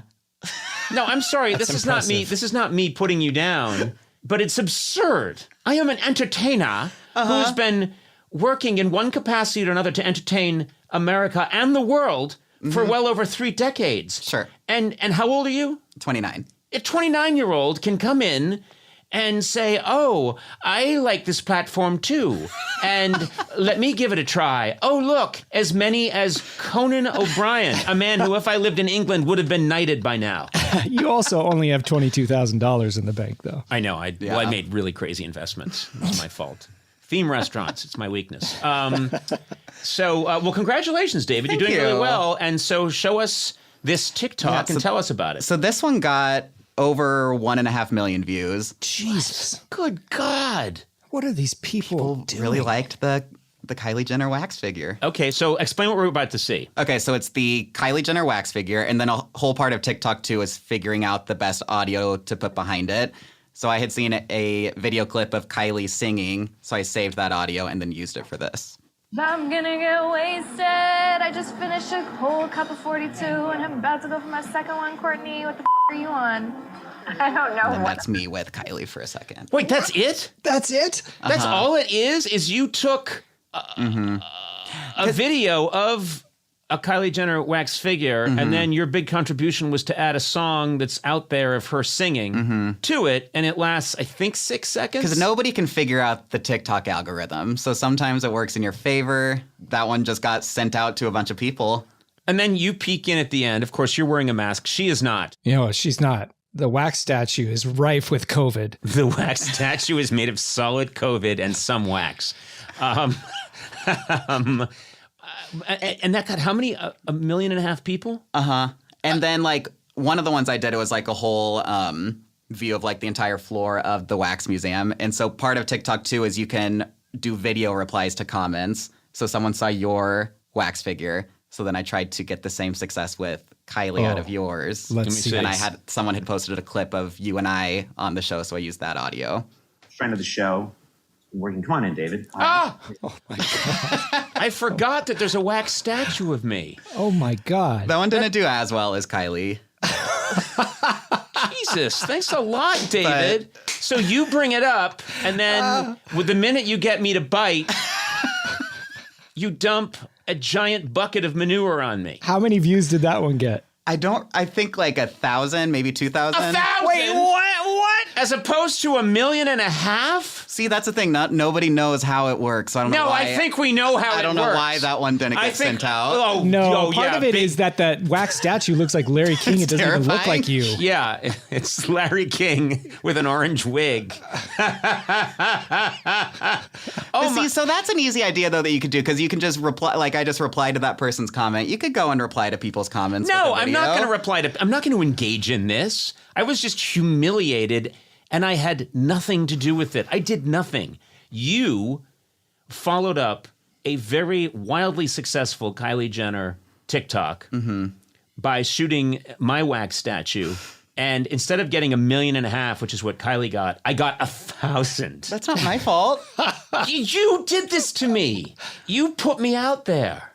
And then you shamed me. You made a fool out of me. And he did it all on your time. So sorry. Yeah, and on your dime. I love this. While you were destroying my credibility, you were being paid by me. Wow. You funded your own shame. This is an amazing coup. This is, wow. I don't understand any of it. I don't understand. And I'm very worried. Yeah. Other people are worried about things that I think are legitimate, global warming and, just the polarization of our country. I'm worried about this now. I think this is going to destroy us. Because everyone's just walking around. You're just walking around, and everyone is, I guess, shooting their water bottle and then and putting like a Three Stooges track to it for 8 seconds and it gets 7 million views. And meanwhile, no one's manning the cash registers. No one's growing the food. No one's driving the trucks. No one's doing anything. Yeah. How do you feel, David, about ushering in the decline of civilization? Well, here's the thing. I did post a video about being that you had me on the podcast, and Melissa Joan Hart liked it and then followed me. So I'm fine with it because I got that follow from Melissa Joan Hart. Wait, Melissa Joan Hart is following you? Yeah, if you look at it, it says that we're friends now. Sabrina the Teenage Witch. I've tried to be her friend for years. She's at my place right now. This is ridiculous. And she commented, she must listen because then she commented on something that she was going to Disney with her family. Okay, so... You're so depressed, right? I'm so depressed. It's over. It's over. It's over for me. David, why am I? It's not. We're gonna get you on here. No. Why? Here's the question. Why isn't this Hey There with David Hopping and I'm your sidekick? This is all backwards. Yeah. I'm an old wretched fool who doesn't know what's happening. Don't say My that. wax I'm going to say it. My wax statue got 1,000 likes. Is that what they're called? Yeah. Yeah. Likes, views, yeah. And I don't even want to know what the comments are. I'm sure they are dreadful. That's crazy to think that David's TikTok of Kylie Jenner got a metropolitan area's worth of people and yours got a small high school that sat down in an assembly and watched that TikTok video. Do you want to describe this in more detail, Matt? You satisfied with that? I'm being very honest with everyone listening right now. I'm shattered. This is a watershed moment for me. You know, the talk show. I left the talk show I thought with some grace and aplomb, and now just weeks later, I'm being forced to realize that David Hopping is a superstar, and I am an old husk, dried out husk, lying on a dirt road, crumbling in the wind. But everyone should follow you on Yes, follow me at Team Coco. Hey, if you want more drying husk, follow me at Team Coco. You guys, you should put up a TikTok of just a husk in the wind. Do sound effects theater now? Yeah, this is where, Sona and I typically will act out a scene and you will provide the sound effects, but using only spoken word. Yes. This is an innovation I came up with that I'm very proud of. You're proud of it. Very proud of it. Mm-hmm. Where instead of going to all the time and trouble on a podcast of recreating a sound effect, why not just say what the sound is? Oh, that sounds cool. Yeah. Oh, and let me also explain. Yeah, this is a special episode. Flula. Yeah. Guests never hang around for this part. Oh. And I don't know why you're still here. I went downstairs during the break and someone has stolen my mountain bike. So we are here and we had this wonderful interview with Flula. Yeah. And then he leaves and then we start doing this part of the show. And I notice he's back in the recording room again. Yeah. There's a chair in here. And It's air conditioned. Do you not own a chair at home? Cool. well, not outside on the pavement. So Okay. I just ordered another bicycle on Prime. So Okay. just waiting. All right. Well, Flula, wow. We've never done this before. Oh, okay. We've never had the guests hang out like this. But I know you. I know that you will be very unobtrusive while we do sound effects theater and, just try not to touch any of the buttons here. Okay. Any of the knobs. Like this one? No, don't touch that one. Sorry, Okay. sorry. Just fired a missile. Okay. All right. Let's, we're going to do sound Denmark. effects theater now where I create my version of sound effects. And this is my gift to the podcast world. It's a gift. Radio, anything where you only have the audio. It's my gift. Yeah. Nice. All right. Movies could use this too. Yes. Yeah, go ahead. Yeah. Okay. So let's do we're at a zoo this time. How about that? Okay. All right.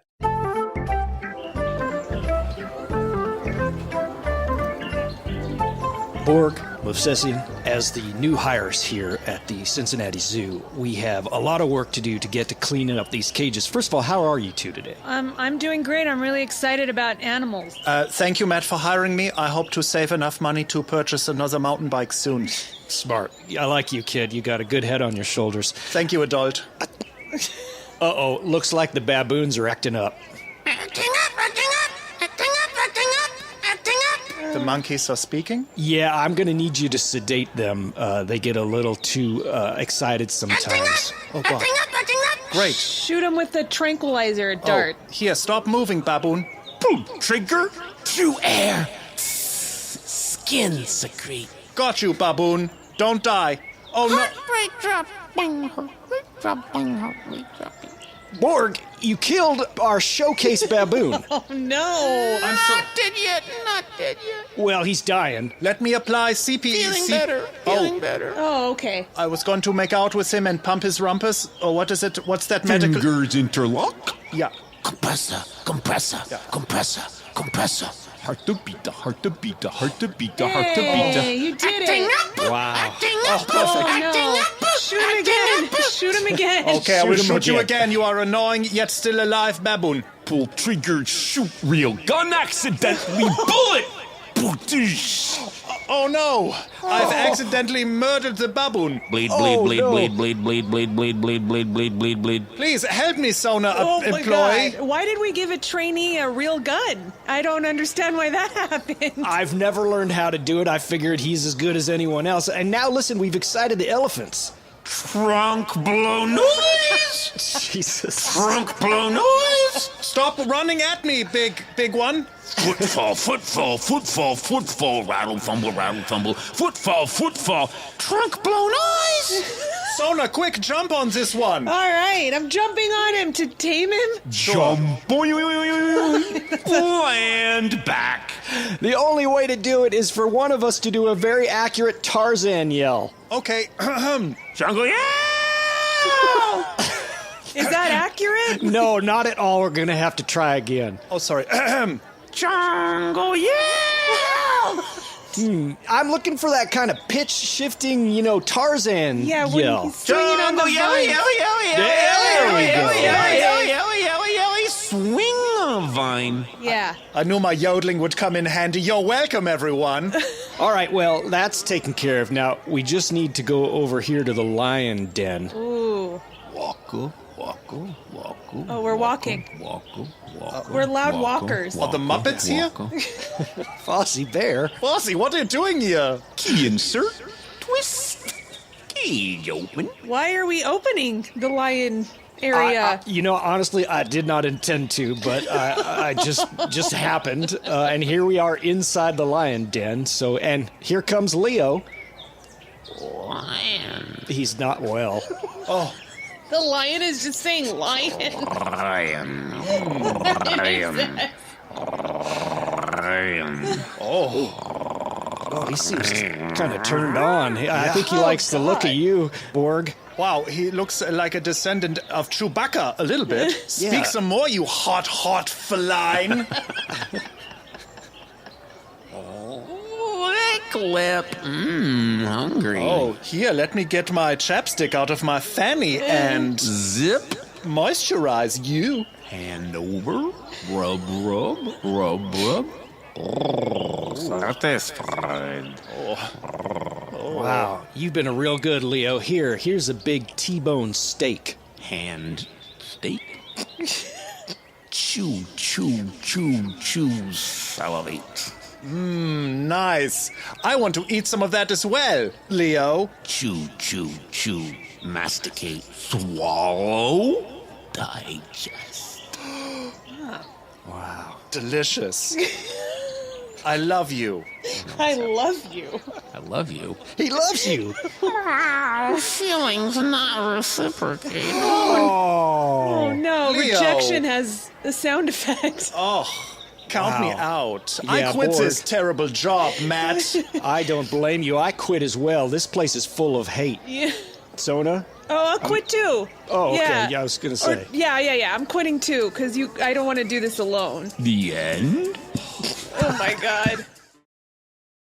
A few episodes ago, we inadvertently stumbled upon a new segment called Sound Effects Theater, where Sona and I set up environments. And Conan, you made the sound effects of the things in that environment, but only using spoken word. Yeah. I decided that too much work and trouble goes into, for movies and TV shows and radio shows, especially podcasts, trying to recreate the actual sound of a door opening or a cat walking. And so I decided, why don't you just have someone say, door open, and people will get the idea. It's genius. Well, you know what? I know you're being sarcastic. Yeah. But I think I might be onto something, because we should try to make podcasts in particular as easy for everyone to use and to create.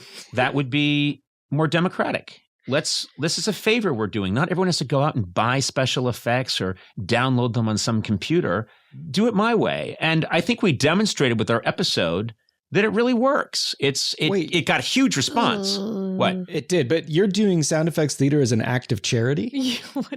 No, as a man who's not afraid to look at something and say, why can't it be different? You all look at what is and go, that is. I say, couldn't it be something different? That's what makes me a visionary, in my opinion. Oh, okay. All right. Well, you said it was what? You said we did a good job, like it was successful. It blew up. Awful. Oh, but we did Matt, a terrible job with it. Matt, it was a didn't big hit. I've had people stop me on the street and ask for more sound effects theater, and I've said, sorry, it's a lot of work and I don't have time for that kind of foolishness. And then as I walk away, I go, walk away, walk away, walk away, walk away.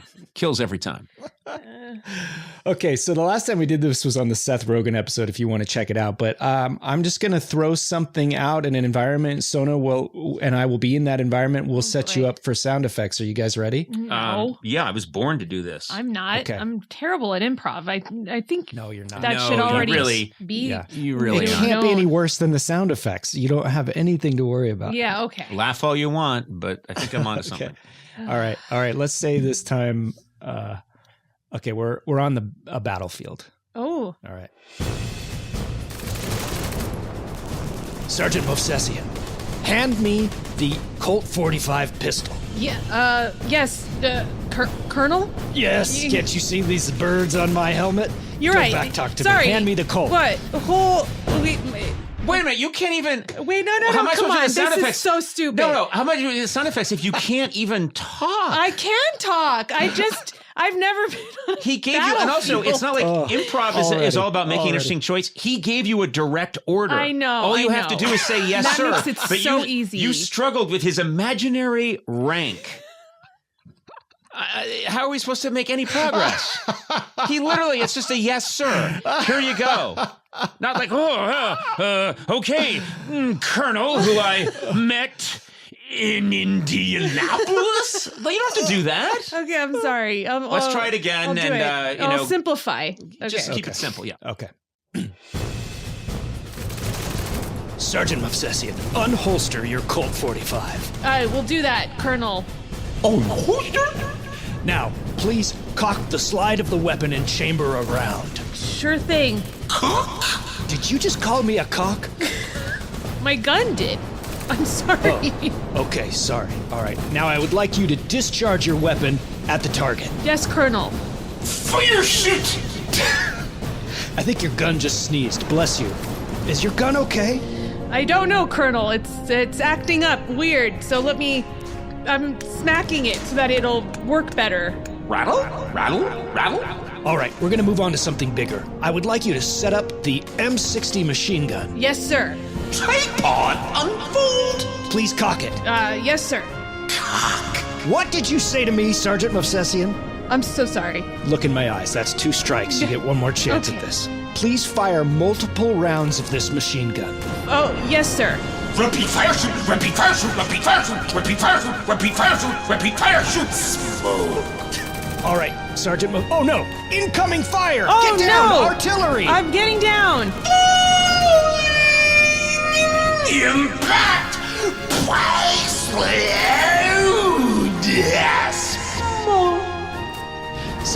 Sergeant, I'm hit. Can't you hear the blood geysering out of my veins? I can. You spill. Oh, I'm not well. Sounds not really well. bad. Pumpa spill. Pumpa spill. Pumpa spill. You said geysering, and it sounds like it's just dribbling out. Yeah, it seems weird, right? Yeah. Let me listen again. Pressure pour.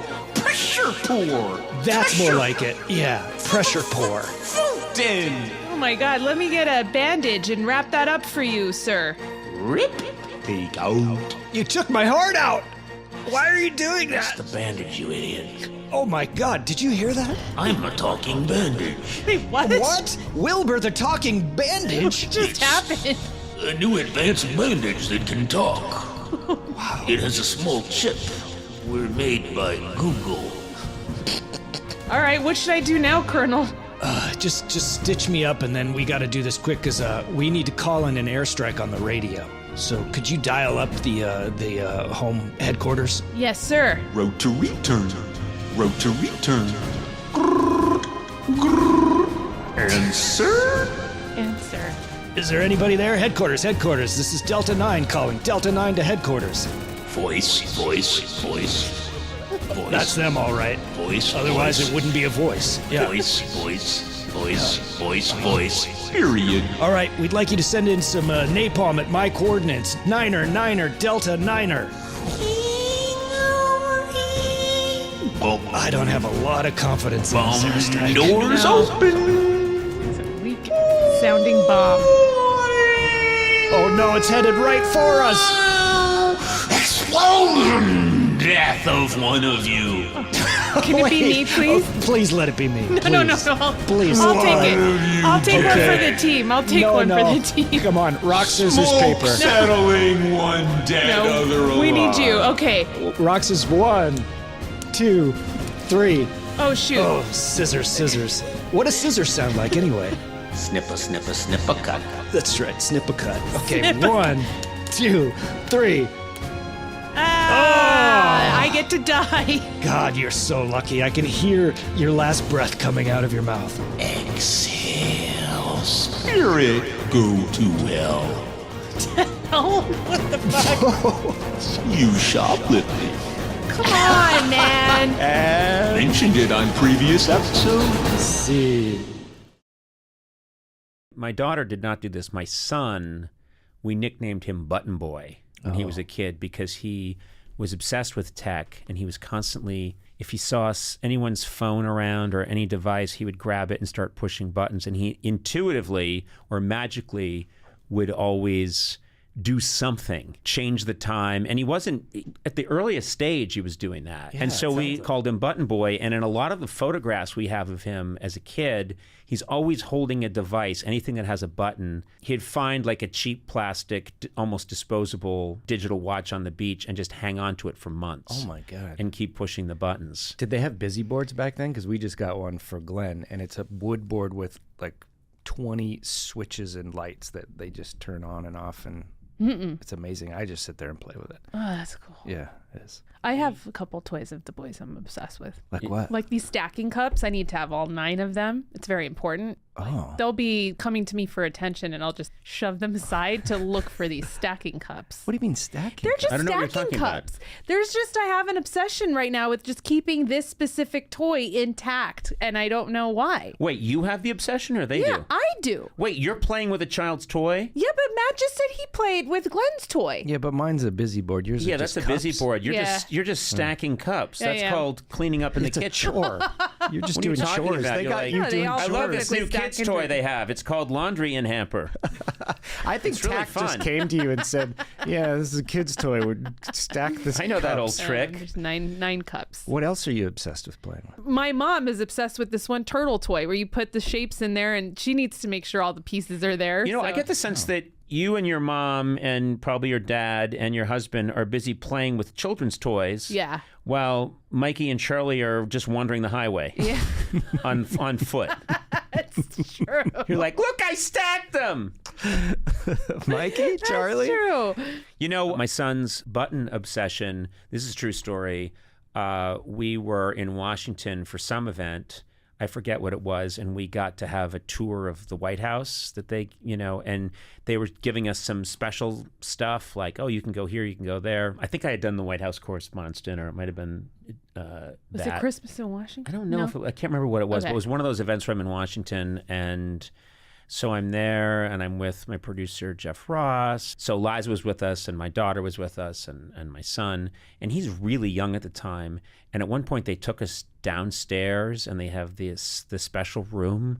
And I think it's like the iconic picture of when they got Bin Laden. Oh, yeah. They showed us those rooms. I don't think we were in that room, but we were there's a mirror image room right next to it, and they were showing us that room. This is like a situation room? Like a situation room. And they said, yeah, you can take a look at this room. There's a button in the room. And so my son just leans over and hits the button. And suddenly, I was just thinking, like, maybe you shouldn't push that because there's a button in the middle of the situation room. My son just leans forward and hits it. And very quickly, a door opens up and a guy leans in and said, everything okay in here? And we were like, yeah, everything's fine. What? And he went, we need someone to come in here button was just pushed. And my son was like panicked for a second that he had done something wrong. And I said, no, you did the right thing. You saw a button in the White House Situation Room. No, that's the wrong thing and you to say hit there. it. That was not the right Well, thing if he to say didn't, there. I was going to do it. What? No, you should know better. You're the adult. There was a half second where I thought he had launched a missile. Yeah. But Would it be that easy? Apparently, they're just all over the place. The buttons to launch the missiles? Yeah, Yes, definitely. Yeah. And you know what's really bad? They look just like light switches. Yeah, and you know what? They also They're on a busy board. stupidly they put them right next to the elevator.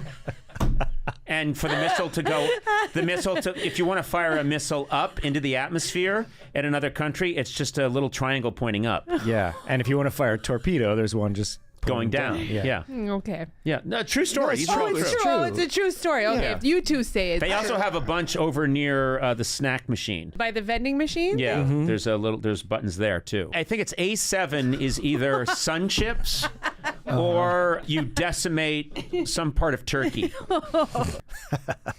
No, but all joking aside, I do think it's quite a complicated process to launch a missile. It must be. At least I'm kind of hoping it is. I am.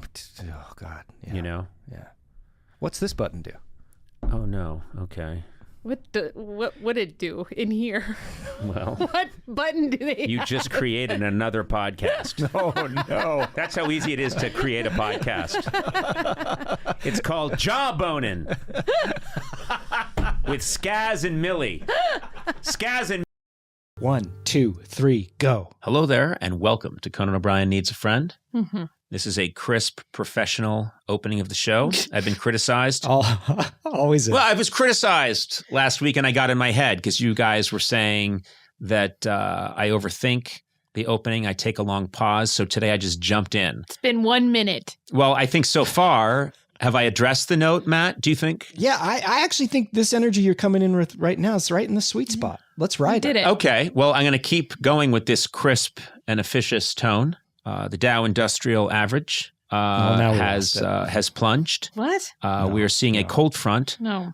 moving across We don't the do that. Midwest. We don't do rather this. late in the year for that, but we think it's because of a high pressure zone in the Arctic region, We which don't is do drawing that. cooler air north. That is not what this is. And still, of course, we see as the planets revolve in their majestic dance This of the is orbits, a we call podcast. it. We say things like Vajaroo. Yeah.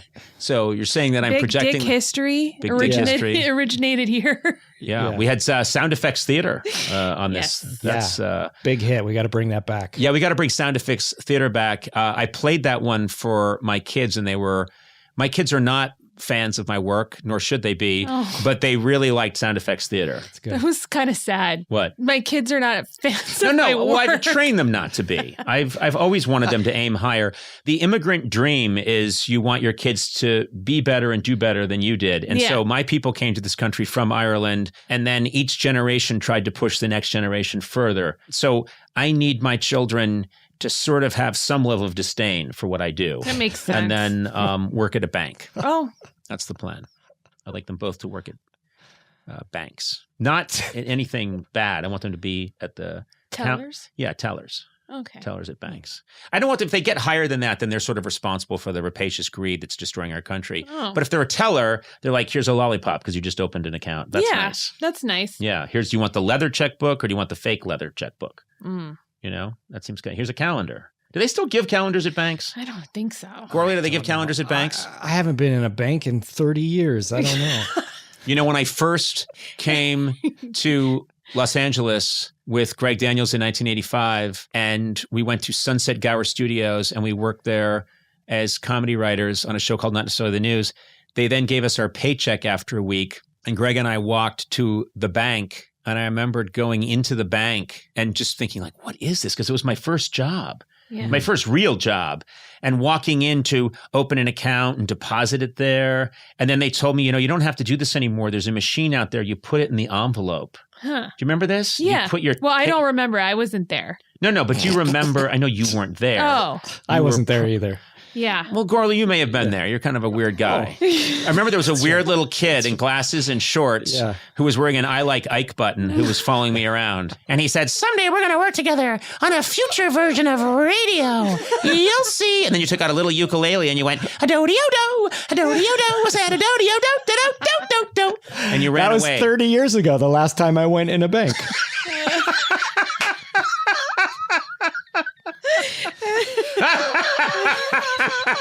They never let me back in. I remember that little kid in shorts. I'm Matthew Gourley, see? You'll hear from me soon, Mr. O'Brien. I'll punch you in the gullet. I'm going to punch you right in the kneecap because that's as high as I can reach.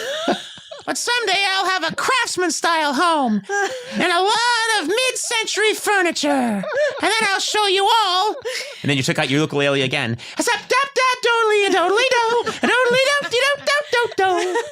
I'm going to have all kinds of special pottery made in the late 50s that I'm going to buy at a Rolls Bowl swap meet.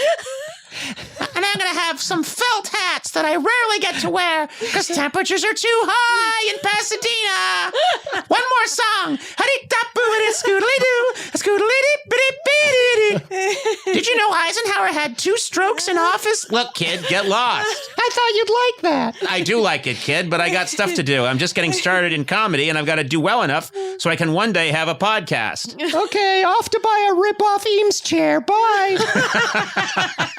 I'm going to get on my 50s vintage Schwinn bicycle now. A wee-it walk, a wee-it walk, a wee-it walk. Sure needs oil. Then you tried to play the ukulele while you were driving the Schwinn, and you crashed. I right did have a middle. Schwinn. I had a Schwinn tornado. You did, with a big basket up front. And it was filled with original documents from the 1920s. Okay, let's start this goddamn show. All right, let's get this show started. When I got to The Simpsons, I had just been a pure sketch writer and was, young in my 20s and was only interested in something being really funny. When people talked about character development and you need to care about these people, I thought it was bullshit. I just thought, I just want to think of the best Mr. Burns joke. I want to think of the best Homer joke. I want to think of the best. And it was Jim Brooks who really impressed on us that I know it's a cartoon, but this is a family and you have to believe that they love each other and that they're connected. And when I first heard it, I thought, what are you talking about? We don't need that. Do we really need to do that?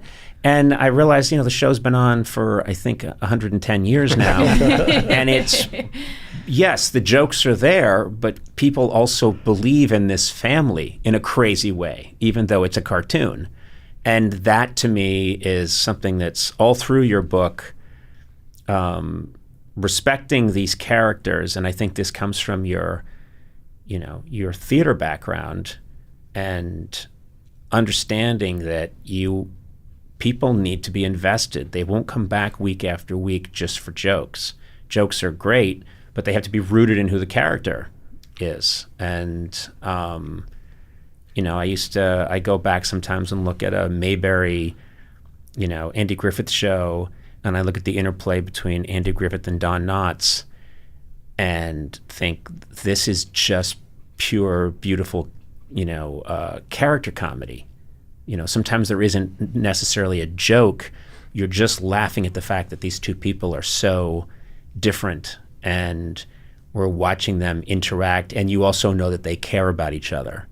And I understand that now at my late age much better than I did when I was a kid, that is what supports the whole thing. Yeah, the audience has to be invested in the characters. You have to give them, you have to give them something underneath that grounds the characters. And, with Cheers, we made Sam an ex-alcoholic because that gave him, although he's a stud and wants to go to bed with every woman, he's still underneath. There's a kind of sadness to him. And he blew his career. Blew up. So that's that's important. That's what grounds them. That's why where audiences identify with them. With every character, Louis De Palma, you identify with him by his lot in life, by how he looks. He's angry, but you attribute it to the hand he was dealt. The same with Carla. With Diane, even with Diane, you still, she wanted to be a professor, but she was never going to be a professor. She was going to be a waitress. And so that's what, because real people identify with that.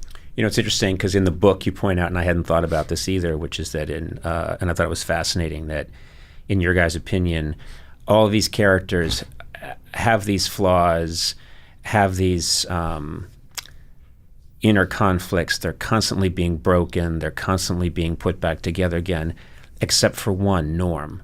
and you say Norm is just the one truly centered, happy character who kind of anchors the whole thing. And I thought, oh yeah, I see that now. That I hadn't thought of it quite that way. Yeah, he's happy just sitting on a bar stool, saying one more for the road and never leaving. In fact, the only time we addressed designated driving was in the pilot episode when Coach drives Norm home because he's been there too long. But we never did it again. Norm is a character that everybody knows. Yeah. I had a Norm at the Allstate Bar in New York City. There was a guy who sat at the end of the bar and literally said, "One more and I'm out of here." And at the end of the evening, he was still there, and everybody knows Norm. There's great some of the dialogue that you reprint in here is, I said so great, but just I was reading through all these Norm lines, and they are so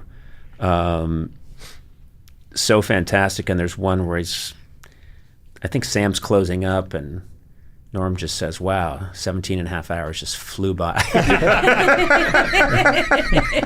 But there's so many great pages of Norm lines in here that are fantastic. It saves me writing.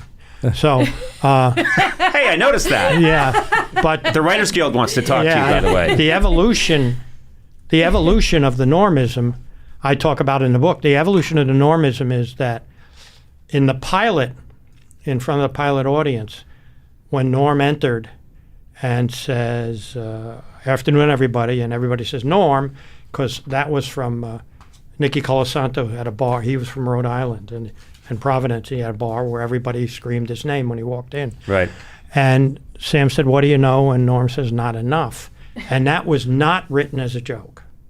That was not written as a joke. Right. And when the audience roared at that line, I looked at Glenn, and I looked at Glenn Charles, and I said, and I looked at him with the look of saying, oh my God, they're laughing at a character. Yeah, yeah. This roly-poly guy saying not enough. If you had another guy coming in doing it, it would not have been the same as George doing it. Right. And so it became incumbent upon us every time he entered to do a joke. There was so many of them, like, Sam, pour me a beer. It's 9 a.m. Float a cornflake in it.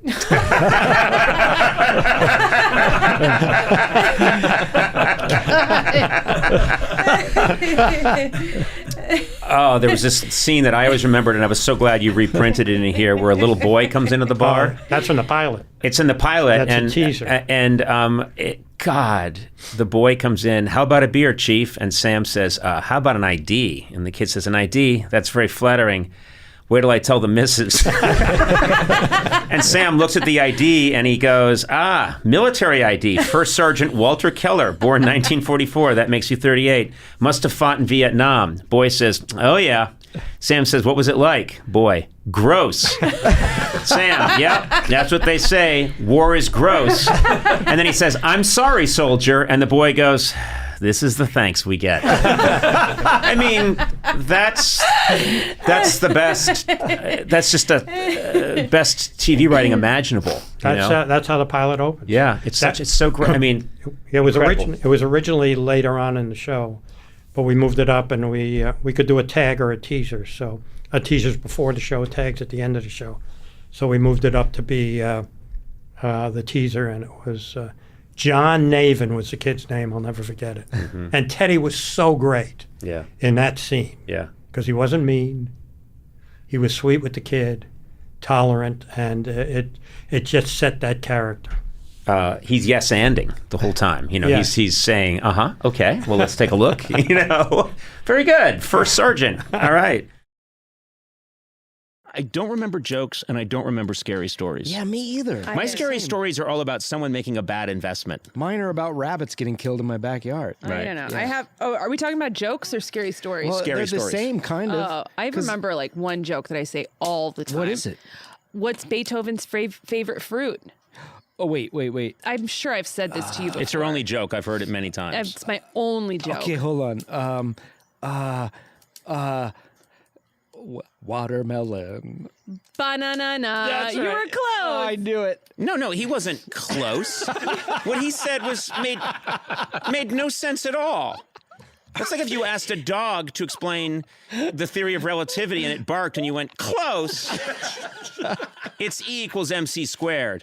Ooh. The dog. I don't know. Wilson? Hey, anytime I play the guitar, it's going to make your editing much more difficult, isn't it? Yeah, that's right. Yeah. Wait, what is Wilson Phillips' favorite fruit? You didn't have for one more day. No, you can't do the awful. same idea. Why? I think and you also had to think about it because you had to think about what fruit fit in there, and it's just I don't know. I'm upset about it. So guava for one more day. Now I have a question. You edit these things. Will you edit that out? Will you? Are you kidding? What will you do to protect yourself? I will move that to the front. Put an echo on it. That's the opening. Look at Sona. You're navigating your cup to your mouth like you're landing a plane in inclement weather. It's like one of the Apollos where they have to dock it and they have to line it up exactly right. Oh my God! Look at that. I didn't realize drinking would be part of this. You didn't? I didn't. No. I would not have been okay with that because I knew this would happen. Do you need another one, Conan? No, I do not. I like to drink slowly, and then I think after one, I quit. Hi, if you're listening and you're an impressionable teen, do as Conan does, not as Gourley says.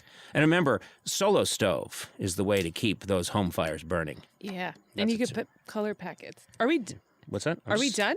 Oh, there's a what do you mean guitar holder over there. But there it is. Oh, I didn't see it. Oh, I didn't know. I thought they had moved it out of the way. Those are some great ghost stories, though. You know what? We don't have any ghost stories because none of us really believe in ghosts, right? Well, I just don't find ghosts. I don't find ghosts scary. I love true crime. Yeah, and I find, and you're the same way, Sona. I love like a true crime story, and I find that to be very eerie or an unsolved murder. That kind of stuff freaks me out.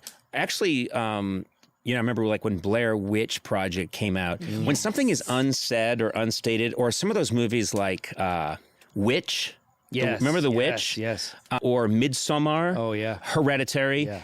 I find movies where something's just off, but it's not that explicit. I agree. That terrifies me. And some of those movies, like in the movie The Witch, they can just show some trees in the distance and they're undulating in the breeze.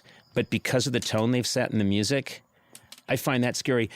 Guys dressed up in a leather mask with a chainsaw doesn't do anything for me. That does beg the question, though. Of the big three, Michael Myers, Jason Voorhees, and Freddy Krueger, which are we? Ooh. So Freddy's real mouthy. It's got to be you. That's you. I guess so. I never liked those because I never understood what the rules were. I like to know what the rules are. I think you would like the idea of haunting people in their dreams. I do haunt people in their dreams. You haunt me in my dreams. Yeah, I'm saying. He is Freddy many Krueger. people, most of my career was spent literally doing a show that people fell asleep to from 12:30 to 1:30. I think I'm in people's You're Freddy Krueger. deep unconscious, and I'm wreaking havoc. Yeah. I think you're Jason because he's got a sweet side to him. That's nice. Kind of innocence. Okay. And I think I'm Michael because I'm mysterious and kind of enigmatic and charming. And unkillable. Yeah. All of us are unkillable. I can't watch horror stories. Really? I mean, horror movies. It keeps me up at night. But I don't find those scary. You don't at all? Like, no, even I when see you were them. a kid, you the weren't... first Halloween? I think I don't think I saw it. Maybe I didn't see the first Halloween when it came out. So scary. I was still in the convent. When Final Destination came out, my friend's mom had to follow me home because I thought death was after me. But you having someone follow you wasn't scary? No, but you asked your friend who was wearing a cloak to follow you home. Your friend who wore a cloak because it was chilly and he got cold easily, and he had just bought a scythe at the scythe store. Hey, can you do me a favor? I'm really sorry. Can you follow me home? And he was like, yes, I will, because he had terrible asthma. This is perfect because we're all basically 10 years apart, and I bet our horror movies don't work for the other, or at least not those that came before us, where you're probably Exorcist probably scared you. I think The Omen. The Omen scared me Halloween a lot. for me, and you're saying like Final Destination, which doesn't scare me at all. And Blair Witch was really scary. Yes, I thought Blair Witch was scary. Giving a shout out to the newer movies. I think the newer movies, like I said, The Witch, Hereditary, Midsommar, those freak me out. I think those are brilliant. I think I think the horror they're doing now is maybe superior. It's psychological. They call it elevated horror. Yeah. That's We started educating people accidentally. Yeah.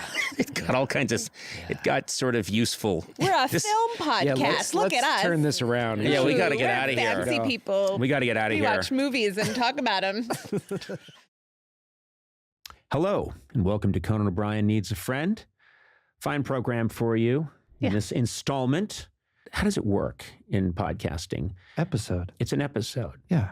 Okay. Do you know what you're doing? I don't. I really don't know what these are.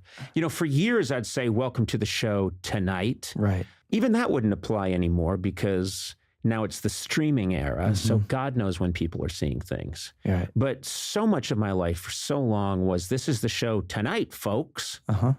And now we live in this other world where someone may download this. Good. So far, so good. 35 years from now. True. And it should feel as relevant to them then as it does to us now. To a certain extent. That's why I like to try and keep these things evergreen. I don't mention who's president. I never refer to anything that's happened in the news. I like to say generic things like, well, it sure is good that the human race still exists. You know what you are? What? You're the Top Gun Maverick of podcasting. Because am. they don't mention the war, and even the enemy fighters are called fifth-generation fighters, and it's the most benign, non-offensive enemy. This is my favorite thing. I went to see and I really enjoyed it. I really loved the movie. It was really fun. But when it was over and the lights came up, I turned to my son and I said, now, why were we at war with Vermont?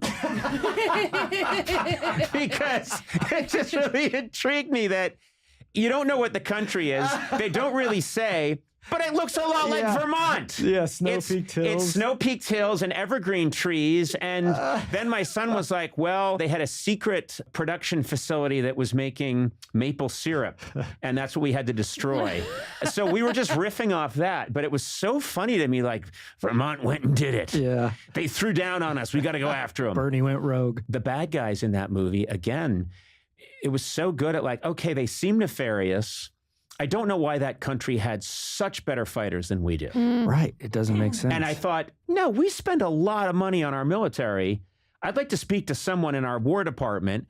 Why do we have far inferior fighter planes to Vermont. It just doesn't seem right. Well, I went to see that movie, and when the end, it's not really a spoiler, but there is a point where they end up in a classic F-14 fighter jet. I looked down at my seat.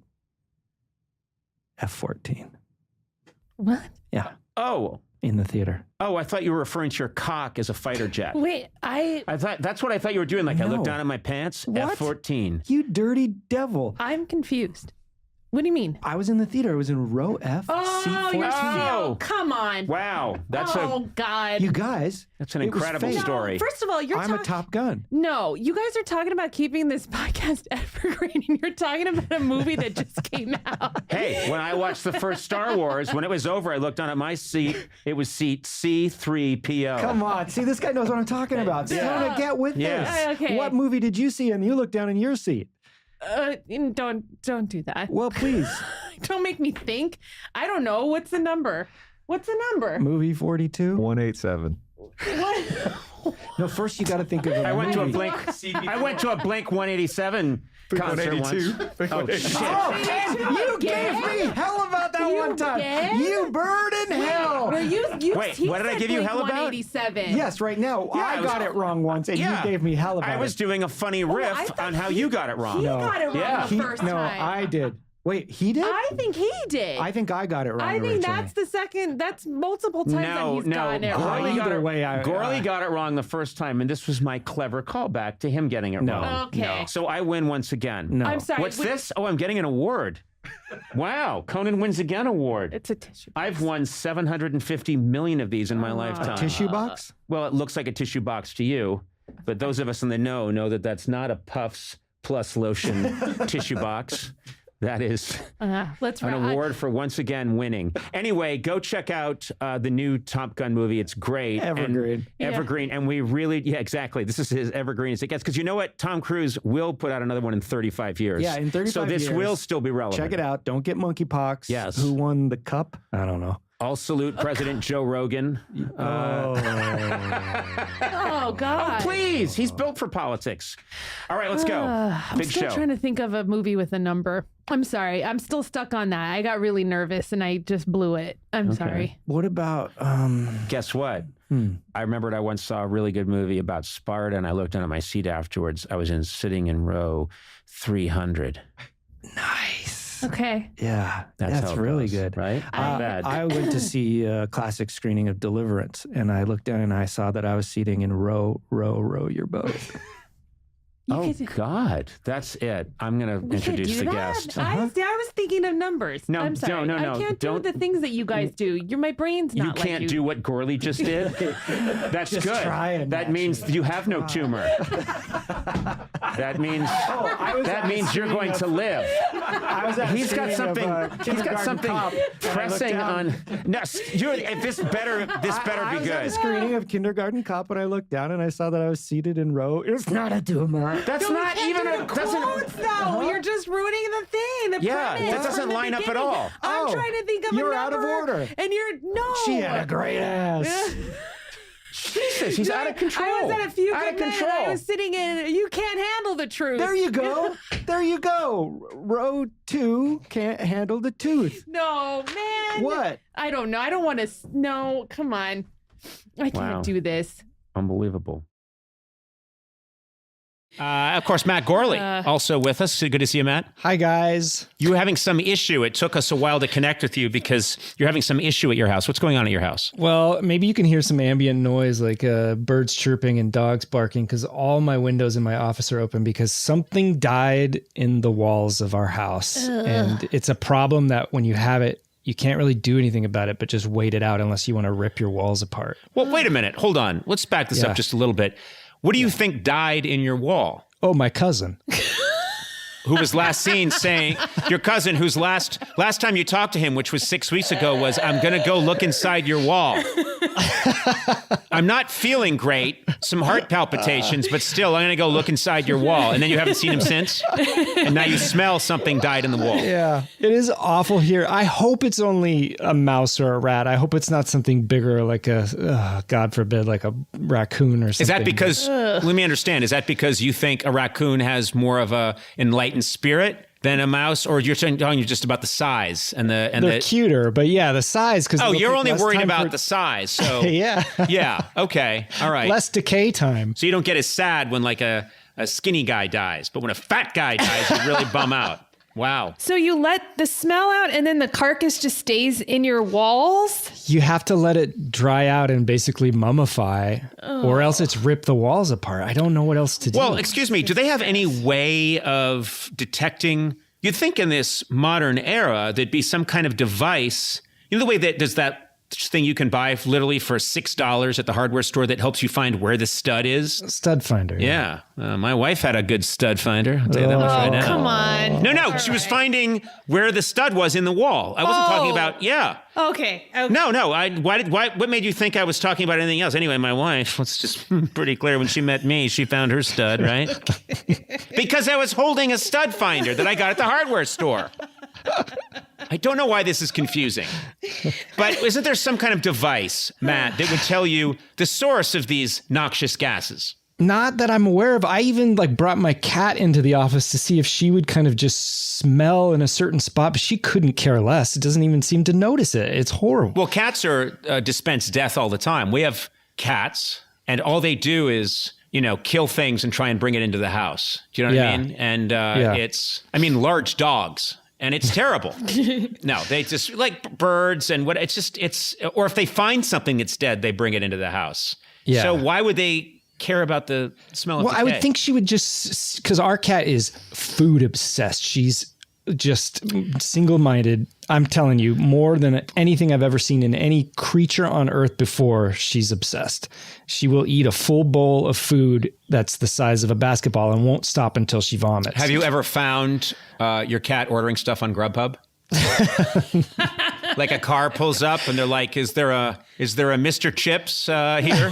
What's your cat's name? It's Margot. Yeah. She has learned to open our cabinet trash. The kind that are flush with the kitchen cabinets. She can open it. I swear she's evolving thumbs. We had to put a childproof lock on our goddamn cabinets because of this cat. Oh my our God. Dog, we have 2 golden retrievers, and the younger one, Loki, has figured out how to order pornography.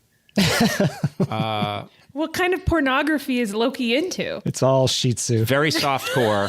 And apparently Loki wants there to be some story. So a plot-driven porn. Yeah, he wants it plot-driven porn. And film, not video. Oh, no. Hates video. And hates... There's got to be a decent story there. And so I've sometimes even watched... there have been times where Loki speeds through the sex. His paw just goes and hits the fast forward and we speed through it. What's because the plot is more what Loki's into. So, sometimes we watch the sex if it's just, whatever. I can't let the dog watch TV alone. And so because God knows, what if pay-per-view and the next thing you know, we owe a lot of money. So no, I have to be there with Loki when we watch the softcore pornography.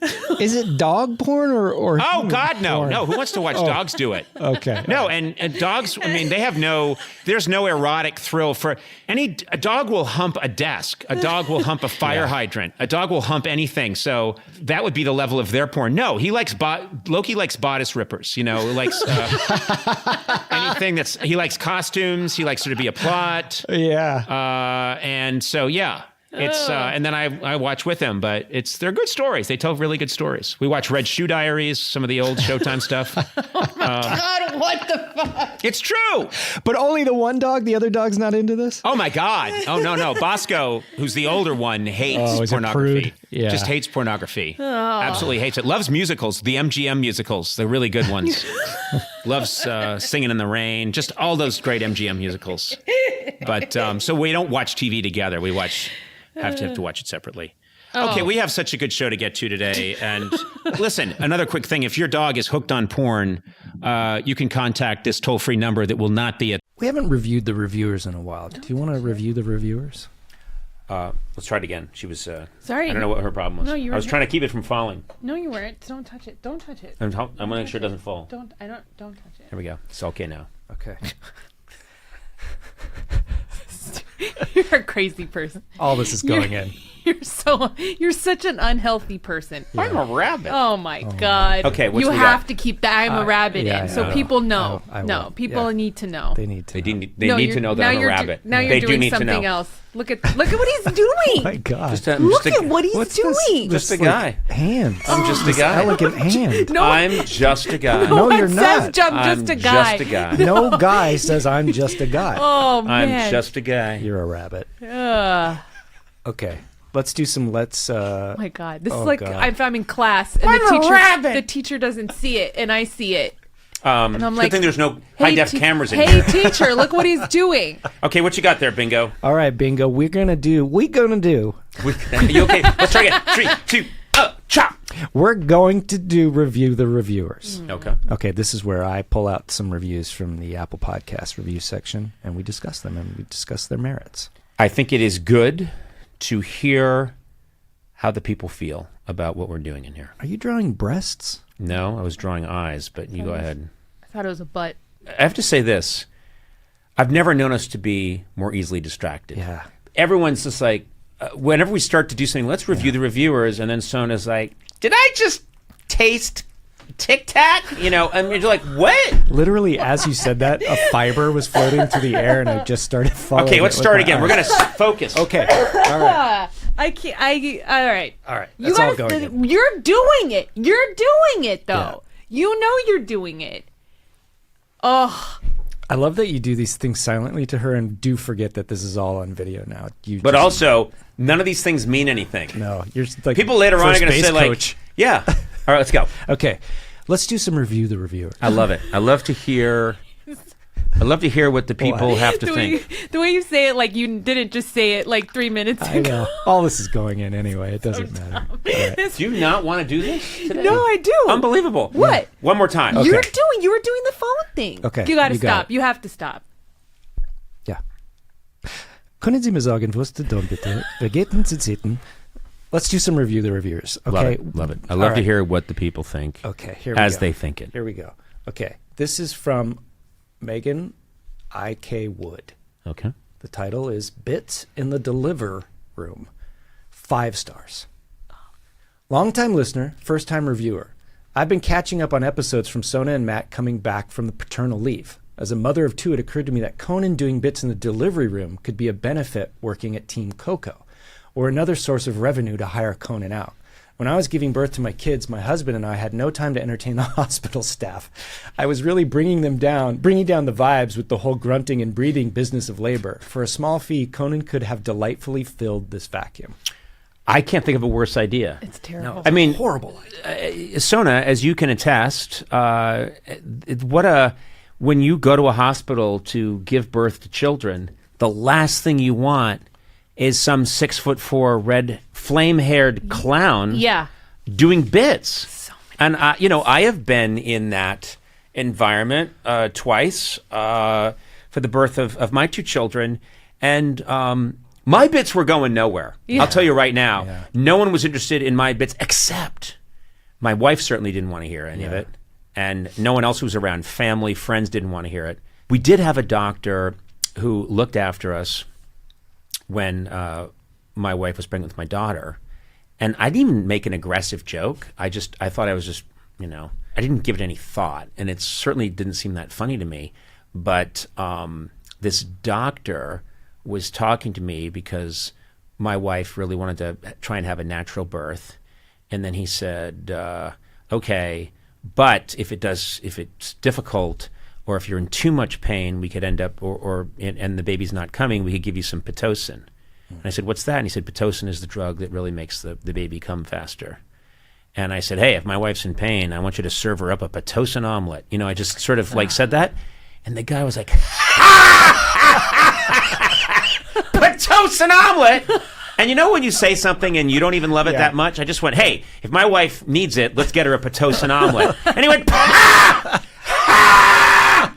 Woo! And then he kept going out in the hall and being like, this guy. And the worst is when you have a joke that's not that great. Yeah. And someone then starts repeating it for everyone. He's like, this guy. And they're like, which guy? That guy. From late night. He said, give her a Pitocin omelet. And they were like, eh. I'm like, I didn't say to repeat it. I didn't think it was I was just killing time.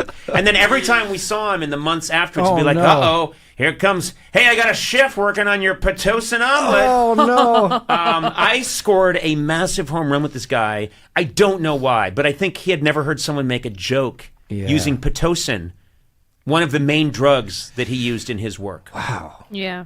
So that was my experience. I promise you that it would be awful, simply awful to have me in a delivery room while a woman is trying to give birth to a baby. Yeah. Pass a human being through the birth canal, and I'm there doing the string dance and going. I imagine if he was there for your delivery? No, you know, did I tell the story about when he visited my dad in the ICU? I can't remember if I did. I don't think so. But it isn't about your bits. It was about you being Conan O'Brien, and you visited my dad in the ICU when he was getting heart surgery. Right. And they all abandoned their patients, and they were like, Conan O'Brien is here. And then they started taking photos with him. And it was kind of crazy because I swear to God, I heard people flatlining in other rooms, like, and I've never seen. They just rushed out. Yeah, They it was abandoned everything. People with like gloves. Oh my God! A people. guy came in to take a selfie with me, and he's like holding a human heart that he was supposed to put into a chest cavity. And I'm like, shouldn't you? And he's like, they don't go brain dead for 2 minutes. Get in here. Get in here. Let's get a shot. Let's get a shot of the three of us. I remember, visiting your dad in the hospital, which was very nice of you to do. Oh, he went for the audience. Yeah. I mean, let's be honest. Trust me, I probably did. And I was really killing. nice. I was killing with her family, with everyone except your. You were killing her dad. Your uncle who said I could lose 10 pounds. Yeah. I'll never forget that. Years But anyway. years ago, still brings it up. Still. On a weekly Who basis. says that? I'm there visiting your father, bringing joy, bringing life when a man is facing his mortality. Yes. And this guy's like, you could lose 10 pounds. Yes. Incredible. So I say I should not be in a maternity ward. I should not be anywhere where someone's giving birth. That's a mistake. But bring me in before someone's going to have a surgery. Yeah. That is something I've had some experience with. I do very well with that audience. You're like a Patch Adams. I'm kind of a Patch Adams. Yeah, I'm a Patch fits, Adams. yeah. Yeah. I've got a little rubber nose I keep in my lab coat, and I put it on. No, I think that is the environment for me, is because I think what happens is your dad might have been worried, oh my God, what if I don't make it through this? And then he talked to me for 10 minutes and thought, there are upsides. There are upsides to leaving this earth. I don't have to hear this really white guy hammer on. No, but it was really nice. 'Cause after you left, he became the guy in the hospital who knew Conan O'Brien. And He got the special he got surgery. Street cred. Yeah. He got the special heart surgery.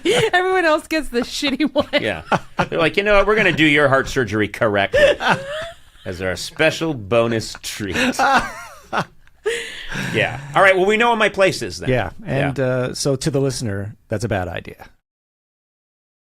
This is a little unusual, but I brought a friend of mine in who I've worked with for many years. He's a brilliant writer on the show, and he's helped us out. Matt, right over there. Hi. Yeah, and, I'm not usually here. No. Okay. And Matt and I don't get along, but I invited him That's in. why we're Matt O'Brien. Not that I would know. Yeah, No, it's all right. But it'll come out. Don't worry. But Matt, we've known each other for how long? Since 2009? 07. Okay. It feels like 09. But anyway, we've known each other since 2007. Every day he comes in, he wants to talk to me about Metallica. Every single day. And he plays me, he tells me what you're up to, and I appreciate it because I'm a fan as well. But I thought... I feel like I should apologize. It's been great.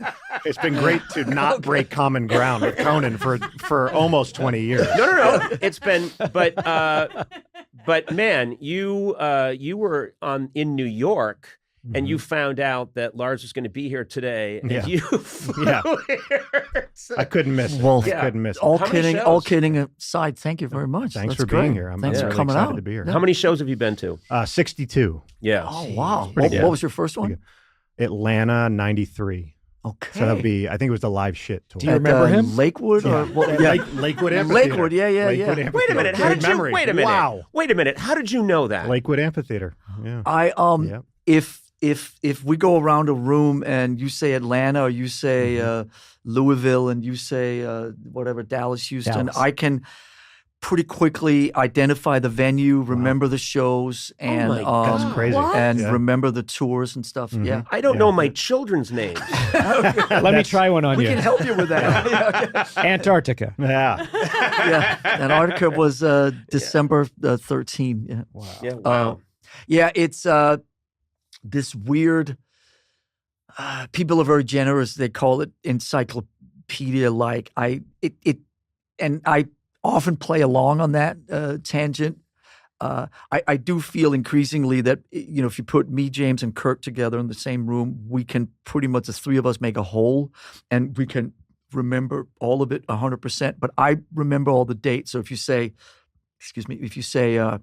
blah blah blah, where were you in February 2008? I can go. We were right there. We played there. We played this venue, and but Atlanta, I mean, has always been great, and Lakewood and the Omni. And the Omni, which is not there anymore. Right. But what's amazing about the fact that you remember every city had an amphitheater that looked kind of the same, which was just that rake with a lawn in the back. So the fact that you remember specifically that it was called Lake, because they must all look the same from the stage. It was a lot easier back in the day because 20, 30 years ago when we came up, sort of the 80s and 90s, all the venues, whether they were, coliseums, auditoriums, or arenas, or the amphitheaters, they all had primarily geographical names. So if you were in, Phoenix, it was the Phoenix Municipal Auditorium. Right. And if you were in Atlanta, it was Lakewood, or it was the Omni, or it was attached to the CNN Center, or whatever. Yep. Now, when you go to all these places, every one of them is called the FedEx Building. Yes, it's or a corporate name, yeah. Or the State Farm Insurance thing. And so you can't kind of keep track because the naming rights of those change every 3-5 years. Yeah. So you're sitting there going, did I play this before? Yeah. And before a bank bought the name. Yeah. Exactly. No, I, And so, but I also, saw you at the Depend Center, in Orlando, and you're just, damn it, why did they buy it? Astroglide Arena. God knows we've played all of them. Actually, we played to the continents thing 1 year on the Justice Tour in 88, 89. We were 46 or 47 states into it. And we realized, shit, should we go for 50? And so there was Depends on what the other ones are. Yeah, what were they? What so were the there was remaining ones? there was no arena, or at least at that time, there was no arena in Delaware, and there was no arena in Vermont. So in Vermont, we played a high school gymnasium, and in I love that. in Delaware, we played a club, maybe a Stone Balloon or something, I think it was called, and so we ended up playing all 50 of the states because at that time, hitting Honolulu and hitting Anchorage was a fairly regular stop. Sullivan Arena up in Anchorage and the NBC Arena in Honolulu were regular parts of You know what this your tour reminds stops. me of? I always that Bill Wyman was famously the bass player for the Rolling Stones for a good chunk of their run. And he was the encyclopedia. Yeah, I've heard that story. He had too. an encyclopedic knowledge, but of a specific thing. Everyone would think like, "Oh my God, you were there! You were there for all these seminal moments, and you were in this amazing rock band, and you went through this incredible time." And apparently, when you read through his diaries, it's all, "We played this venue. Here's how much we got paid. Here's how much." I put in this much for the cab I took home, and then I charged this much for the dry cleaning. Then we pay, and you're like, I've heard that story too. Yeah, and it's over, and like hundreds and hundreds and hundreds of pages, and you think, how about, was there a moment where Jagger irritated you? Or should you not have been an accountant? Or even better, was there a moment where you guys really connected as a rock and roll band to an audience? Well, what does that have to do with how much money I got paid and how much money the cab cost? No, but his accountant was thrilled with him.